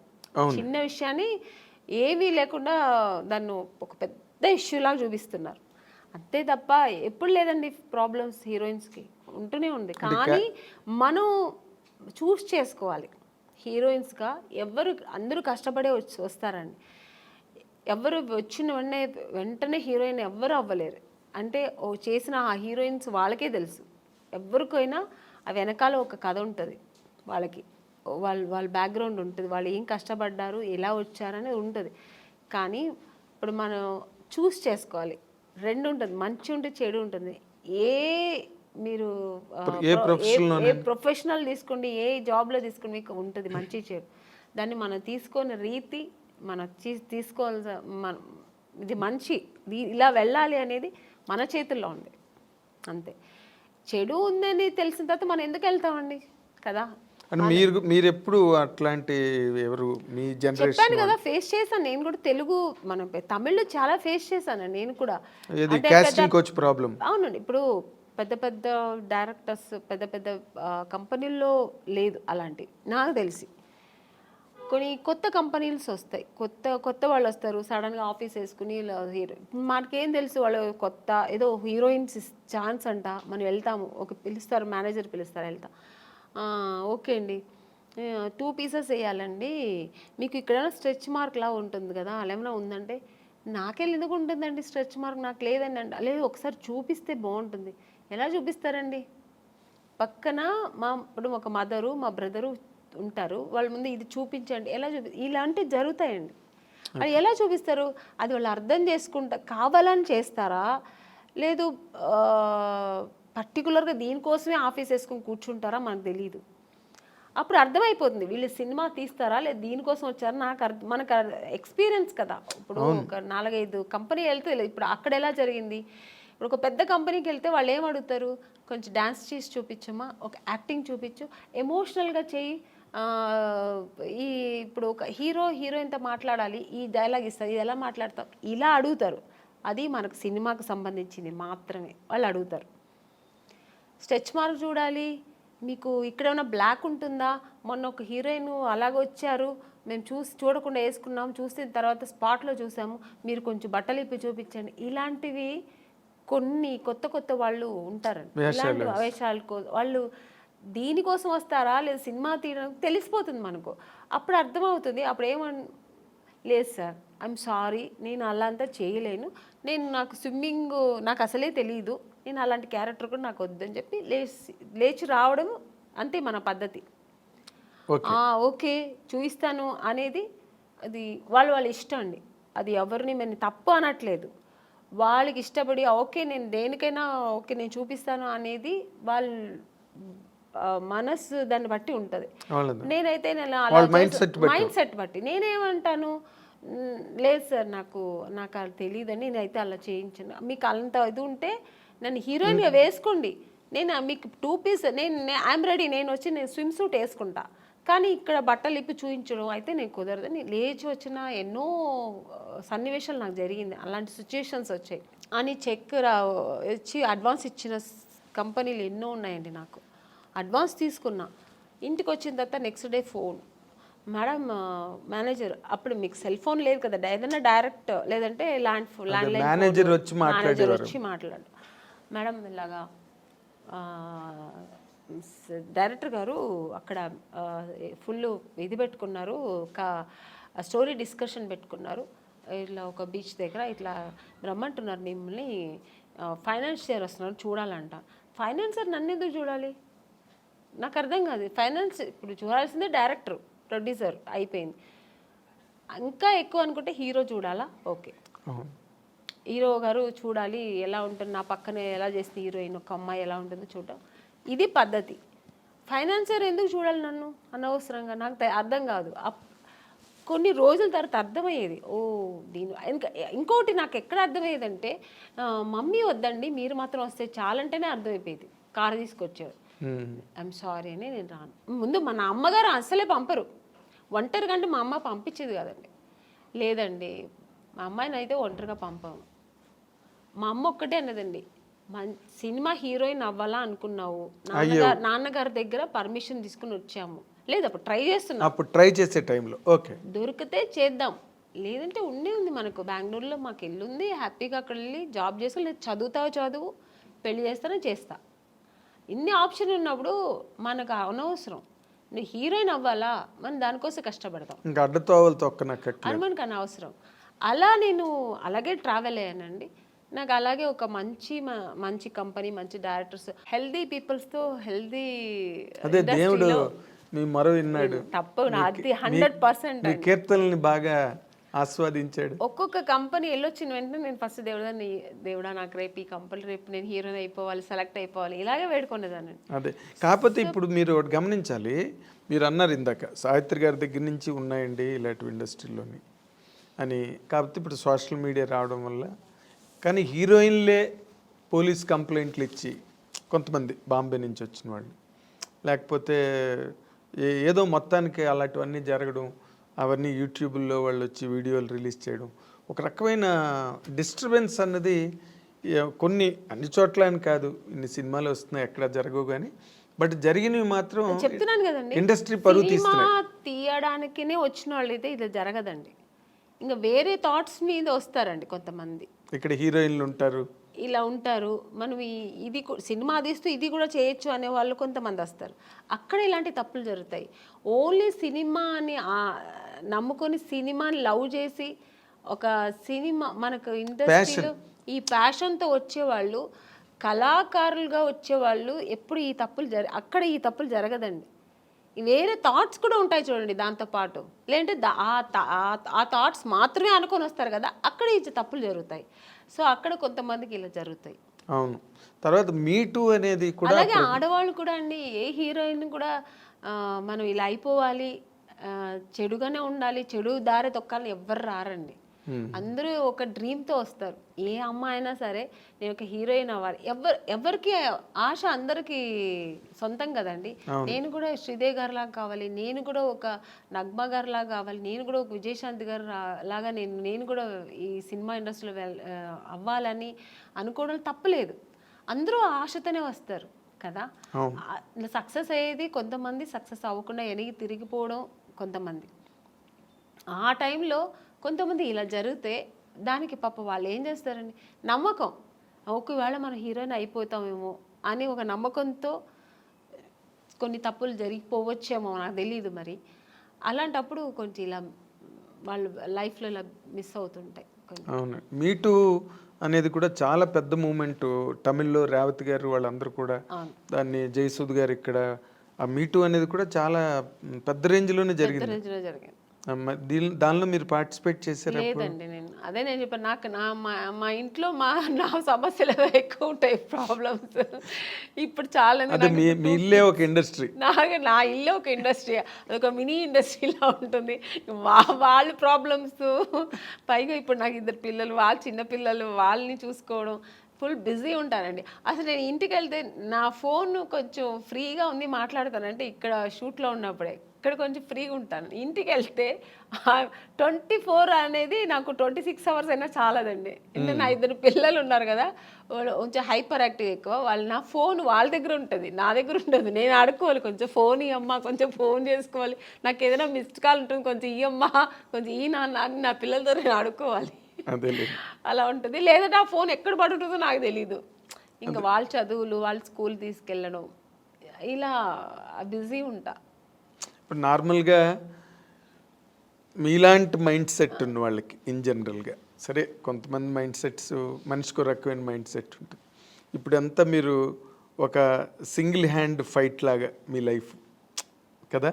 అవునండి. అప్పుడేమో పెళ్ళికి ముందు అన్ని బాధ్యతలు మీ మీద వేసుకుని అన్నీ ఇంట్లో ఫాదరు మదరు మీరే అయ్యి అన్నీ చేశారు.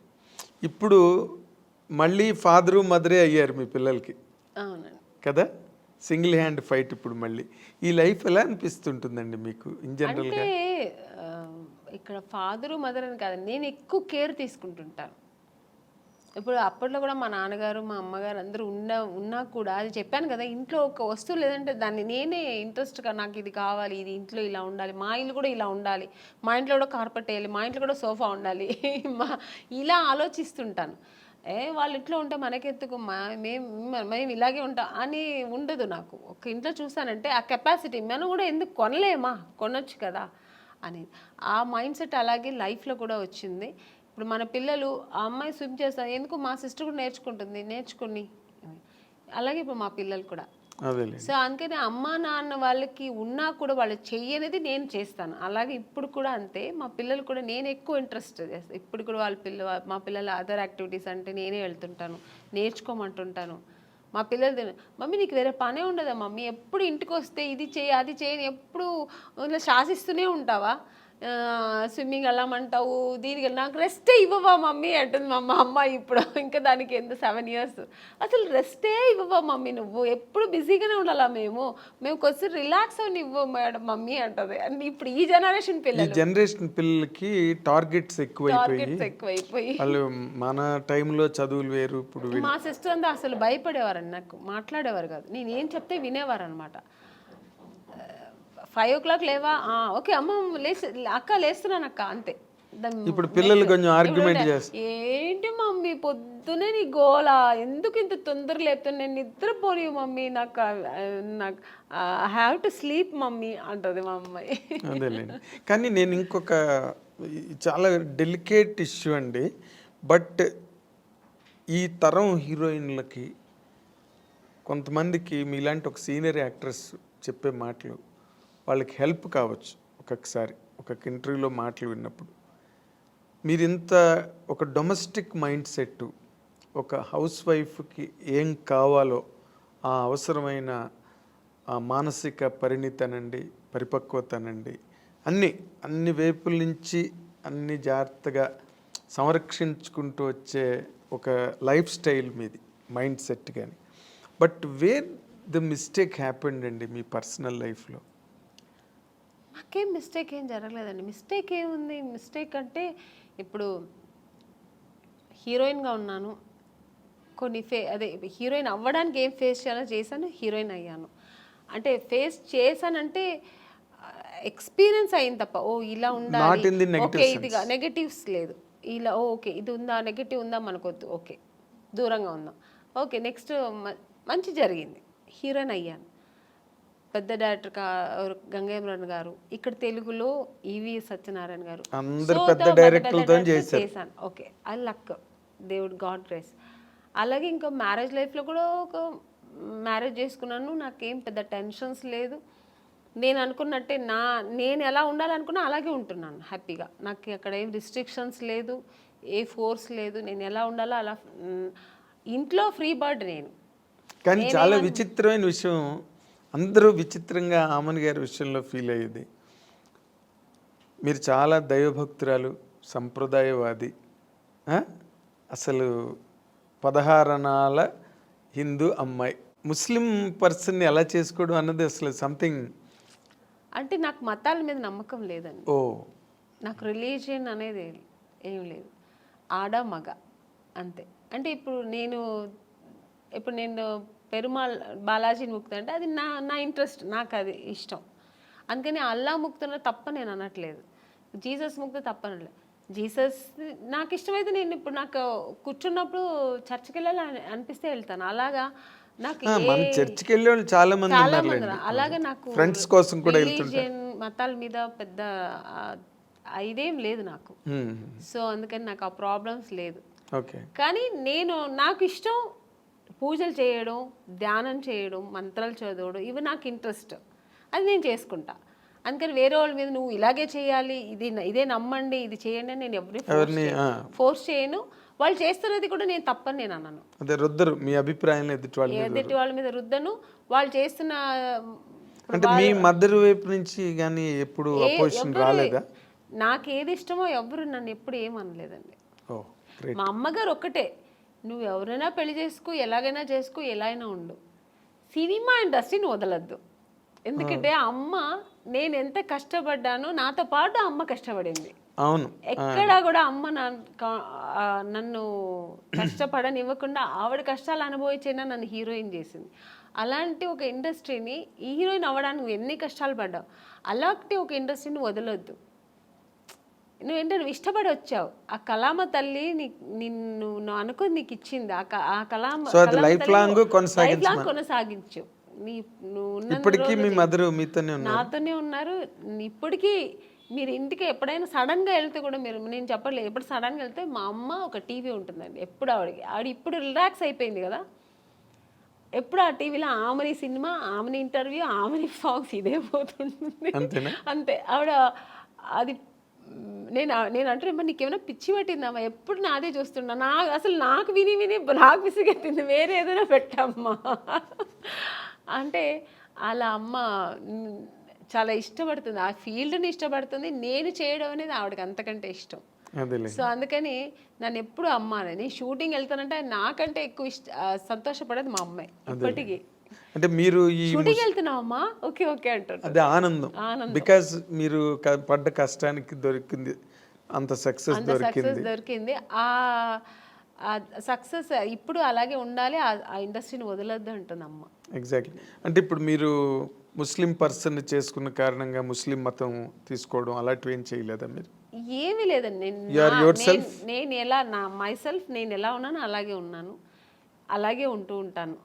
నాకు ఏది అలాంటి ఒక ప్రాబ్లమ్స్ ఏమీ లేదు, గొప్ప విషయం అది. ఎప్పుడు లేదు, ఇప్పుడు లేదు, ఎప్పుడు లేదు. ఎందుకంటే చాలా మంది వెంటనే ముస్లిం మతం తీసుకుని, అంటే ముస్లిం అని కదా, ఏ మతం వాళ్ళని చేసుకుంటే, నేను అలా ఉంటే అసలు నాకు అలాంటి కాంట్రవర్సీ నాకు ఫస్ట్ ఆఫ్ ఆల్ నచ్చదు. ఇలా ఉంటేనే అలాగా ఫోర్స్ అసలే నచ్చదు నాకు. ఓకే. నాకు ఎప్పుడు నాకని కొన్ని ఎథిక్స్, కొన్ని ఫ్రీడమ్స్ ఉంటాయి. అది ఏ విషయంలో అయినా, ఇది ఒక మ్యారేజ్ అనే కాదండి, పిల్లల విషయంలో కూడా అంతే. ఇప్పుడు నేను పూజ చేస్తున్నా అంటే నన్ను డిస్టర్బ్ చేయకూడదు 1 hour, నా పిల్లలైనా సరే. నేను నెమ్మదిగా నేను అనుకున్న పూజ నేను జరిపించేయాలి, అలా అనుకుంటాను, అది నాకు జరగాలంతే. సో ఇప్పుడు ఈ ఇంత లాంగ్ స్ట్రెచ్ ఆఫ్ లైఫ్, అవతల కెరీరు, ఫ్యామిలీ లైఫ్, ఇవన్నీ కూడా, ఇప్పుడు ఒకవేళ ఫ్యామిలీ లైఫ్లో ఏదైనా వచ్చిన డిస్టర్బెన్సెస్ని కూడా మీరు అన్నిటినీ ఓవర్కమ్ చేసే మెంటల్గా బాగా సెట్ అయి ఉన్నారండి, లేకపోతే స్టిల్ యూ ఫీల్ ఫస్ట్? ఏమీ లేదు, నాకు అసలు ఏ ప్రాబ్లమ్స్ లేదు మెంటలీగా కానీ, నాకు అసలు ఆ మానసిక ప్రాబ్లం ఏమీ లేదండి. హ్యాపీగా ఉన్నా, ఐఎమ్ వెరీ హ్యాపీ. నాకు మెయిన్ ఫస్ట్ నాకు ఇండస్ట్రీ అండి, నేను ఇష్టపడి వచ్చిన ఇండస్ట్రీ. సో అది హెల్తీగా నాకు ఇప్పటి వరకు నేను వెళ్తున్నా జర్నీ. సెకండ్ నా పిల్లలు, నా ప్రపంచం ఇదే, నా ప్రొఫెషనల్, నా పిల్లలు, ఇది నా ప్రపంచం. దీని తర్వాత ఏదైనా ఆలోచిస్తాను, దీని తర్వాత సెకండరీ, ఇంటికి సెకండరీ. నేను ఇక్కడ వస్తే నా ప్రొఫెషనల్ ఓన్లీ, నీ ఫోకస్ దీంట్లోనే ఉంటుంది. ప్యాకప్ అంటే నెక్స్ట్ ఫ్లైట్ ఏది ఉంటే వెళ్ళిపోతుంటా ఇంటికి, ఎందుకంటే నా పిల్లలు వెయిటింగ్ అక్కడ, ఎందుకంటే వాళ్ళు చాలా మిస్ అవుతుంటా. సో జయసుద్ గారు కూడా 6 రోజులే ఎట్ ఏ స్ట్రెచ్ షూటింగ్ చేసి మళ్ళీ 3 days బ్రేక్ తీసుకునేవారు. నేను బ్రేక్ తీసుకోనండి, నాకు బ్రేక్ వస్తుంది. ఇప్పుడు వచ్చింది అనుకోండి, ఇప్పుడు 3 days బ్రేక్ వస్తుంది, వెళ్ళిపోతా. ఫస్ట్ నా పిల్లలు వాళ్ళు నా కోసం వెయిట్ చేస్తారు, మమ్మీ మమ్మీ అని ఎప్పుడు ఫోన్లో, ఎప్పుడు వస్తావు మమ్మీ, ఎప్పుడు వస్తా, ఆ పిలుపుకు వెళ్ళిపోయి ఫస్ట్ ఇంకా వాళ్ళతో ఎన్ని టెన్షన్స్ ఉన్నా వాళ్ళతో వెళ్తే మొత్తం నేను ఇంకా అక్కడ మర్చిపోతాను అన్నీ. వాళ్ళ టెన్షన్స్, వాళ్ళని స్కూల్కి తీసుకెళ్ళడం, మార్నింగ్ వాళ్ళు రెడీ చేయడం, వాళ్ళని స్కూల్ నుంచి తీసుకురావడం, వాళ్ళకి ఏది మంచి కావాలి చెడు కావాలి వండి పెట్టడం, వాళ్ళని బయట తీసుకెళ్ళడం, ఇంకా వాళ్ళ విషయంలో బిజీ ఉంటాను అన్నమాట. చిరంజీవి గారితో చెయ్యాలనుకుని చేయలేపారు లైఫ్లో. ఇప్పుడు చిరంజీవి గారు అబ్బాయి రామ్ చరణ్ అసలు ఇంటర్నేషనల్ గ్లోబల్ స్టార్. అవునండి. రామ్ చరణ్తో చేసే అవకాశం ఏమైనా ఉందా మీరు? ఇప్పుడు లేదు, వస్తే మాత్రం చేస్తానండి హ్యాపీగా. అదే రామ్ చరణ్ తర్వాత ఇప్పుడు ఈ younger generation heroes, junior NTR గారు కానీ, మహేష్ బాబు కానీ, అవకాశాలు ఏమైనా వచ్చాయా మీకు ఇప్పటి వరకు? మహేష్ బాబు గారు సినిమా చేశాను రీసెంట్గా, ఇంకెవరితో చేయ అవకాశం రాలే, వస్తే మాత్రం హ్యాపీగా చేస్తానండి, చాలా సంతోషంగా చేస్తాను. వాళ్ళు బాగా మీకు ఇష్టమైన హీరో ఎవరండి యంగర్ జనరేషన్లో? అందరూ ఇష్టమే, ఎక్కువ అనుకుంటే నాకు జూనియర్ ఎన్టీఆర్ గారు అంటే చాలా ఇష్టం. అవునా? ఆయన సినిమాలు బాగా చూస్తుంటా ఇప్పట్లో. అంటే ఎందుకు? అంటే ఆయన కూడా బాగా డాన్స్ ఎనర్జెటిక్గా బాగా చేస్తారు. అంటే అందరూ చెయ్యరని చెప్పట్లేదు. ఇప్పుడు రామ్ చరణ్ గారు కానీ మన మహేష్ బాబు గారు అందరూ ఇష్టమే. కానీ ఆయన సినిమాలు ఏదో కొంచెం ఎక్కువ మాస్ ఎక్కువ ఉంటుంది కొంచెం. సో అదే మాస్ హీరో. హీరో అందుకని ఆయన ఫస్ట్ ఇది కూడా బిగ్ బాస్ చేసేది కూడా నేను చాలా ఇంట్రెస్ట్గా చూసాను నేను. అవునా? అంత చిన్న వయసు అంత చక్కగా మాట్లాడడం అన్ని చక్కగా స్పీకర్. నెక్స్ట్ ఇప్పుడు నాగార్జున గారిది కూడా బాగుంది. బట్ జూనియర్ ఎన్టీఆర్ గారు ఫస్ట్ టైం చేశారు కదా అలాంటిది ఈవెంట్, ఆయన చేయడం ఫస్ట్ టైం కదా అది. Exactly. So very very nice Amani గారు, చాలాసేపు మా స్టూడియోకి వచ్చి చాలా చాలా విషయాలను మీరు గుర్తు చేసుకున్నారు, చెప్పారు. చాలా హ్యాపీ. మీ సెకండ్ ఇన్నింగ్స్ కూడా మంచి మంచి క్యారెక్టర్లు, మళ్ళీ ఒక 25 ఏళ్ళ తర్వాత మిమ్మల్ని ఎవరైనా ఇంటర్వ్యూ చేస్తే మళ్ళీ ఈ క్యారెక్టర్లన్నీ చెప్పి మాట్లాడండి, మంచి క్యారెక్టర్స్ మీరు చేయాలని. మీకు గాడ్, మీరు నమ్మే దేవుడు అన్నీ మీకు ఇంకా బాగా ఇచ్చి హ్యాపీ లైఫ్ ఇవ్వాలని కోరుకుంటూ ఈ wish you all the very best from the I dreams side అండి. This is what our eminent actress ఆమెన్ గారు, ఆవిడ తాలూకు అనుభవాలు, లైఫ్ జర్నీ, క్యారెక్టర్స్ అన్నీ చాలా టైం తీసుకుని మనతో డిస్కస్ చేసినందుకు మన అందరి తరఫున ఆవిడకి థ్యాంక్స్ చెప్తున్నాను. Thank you for watching.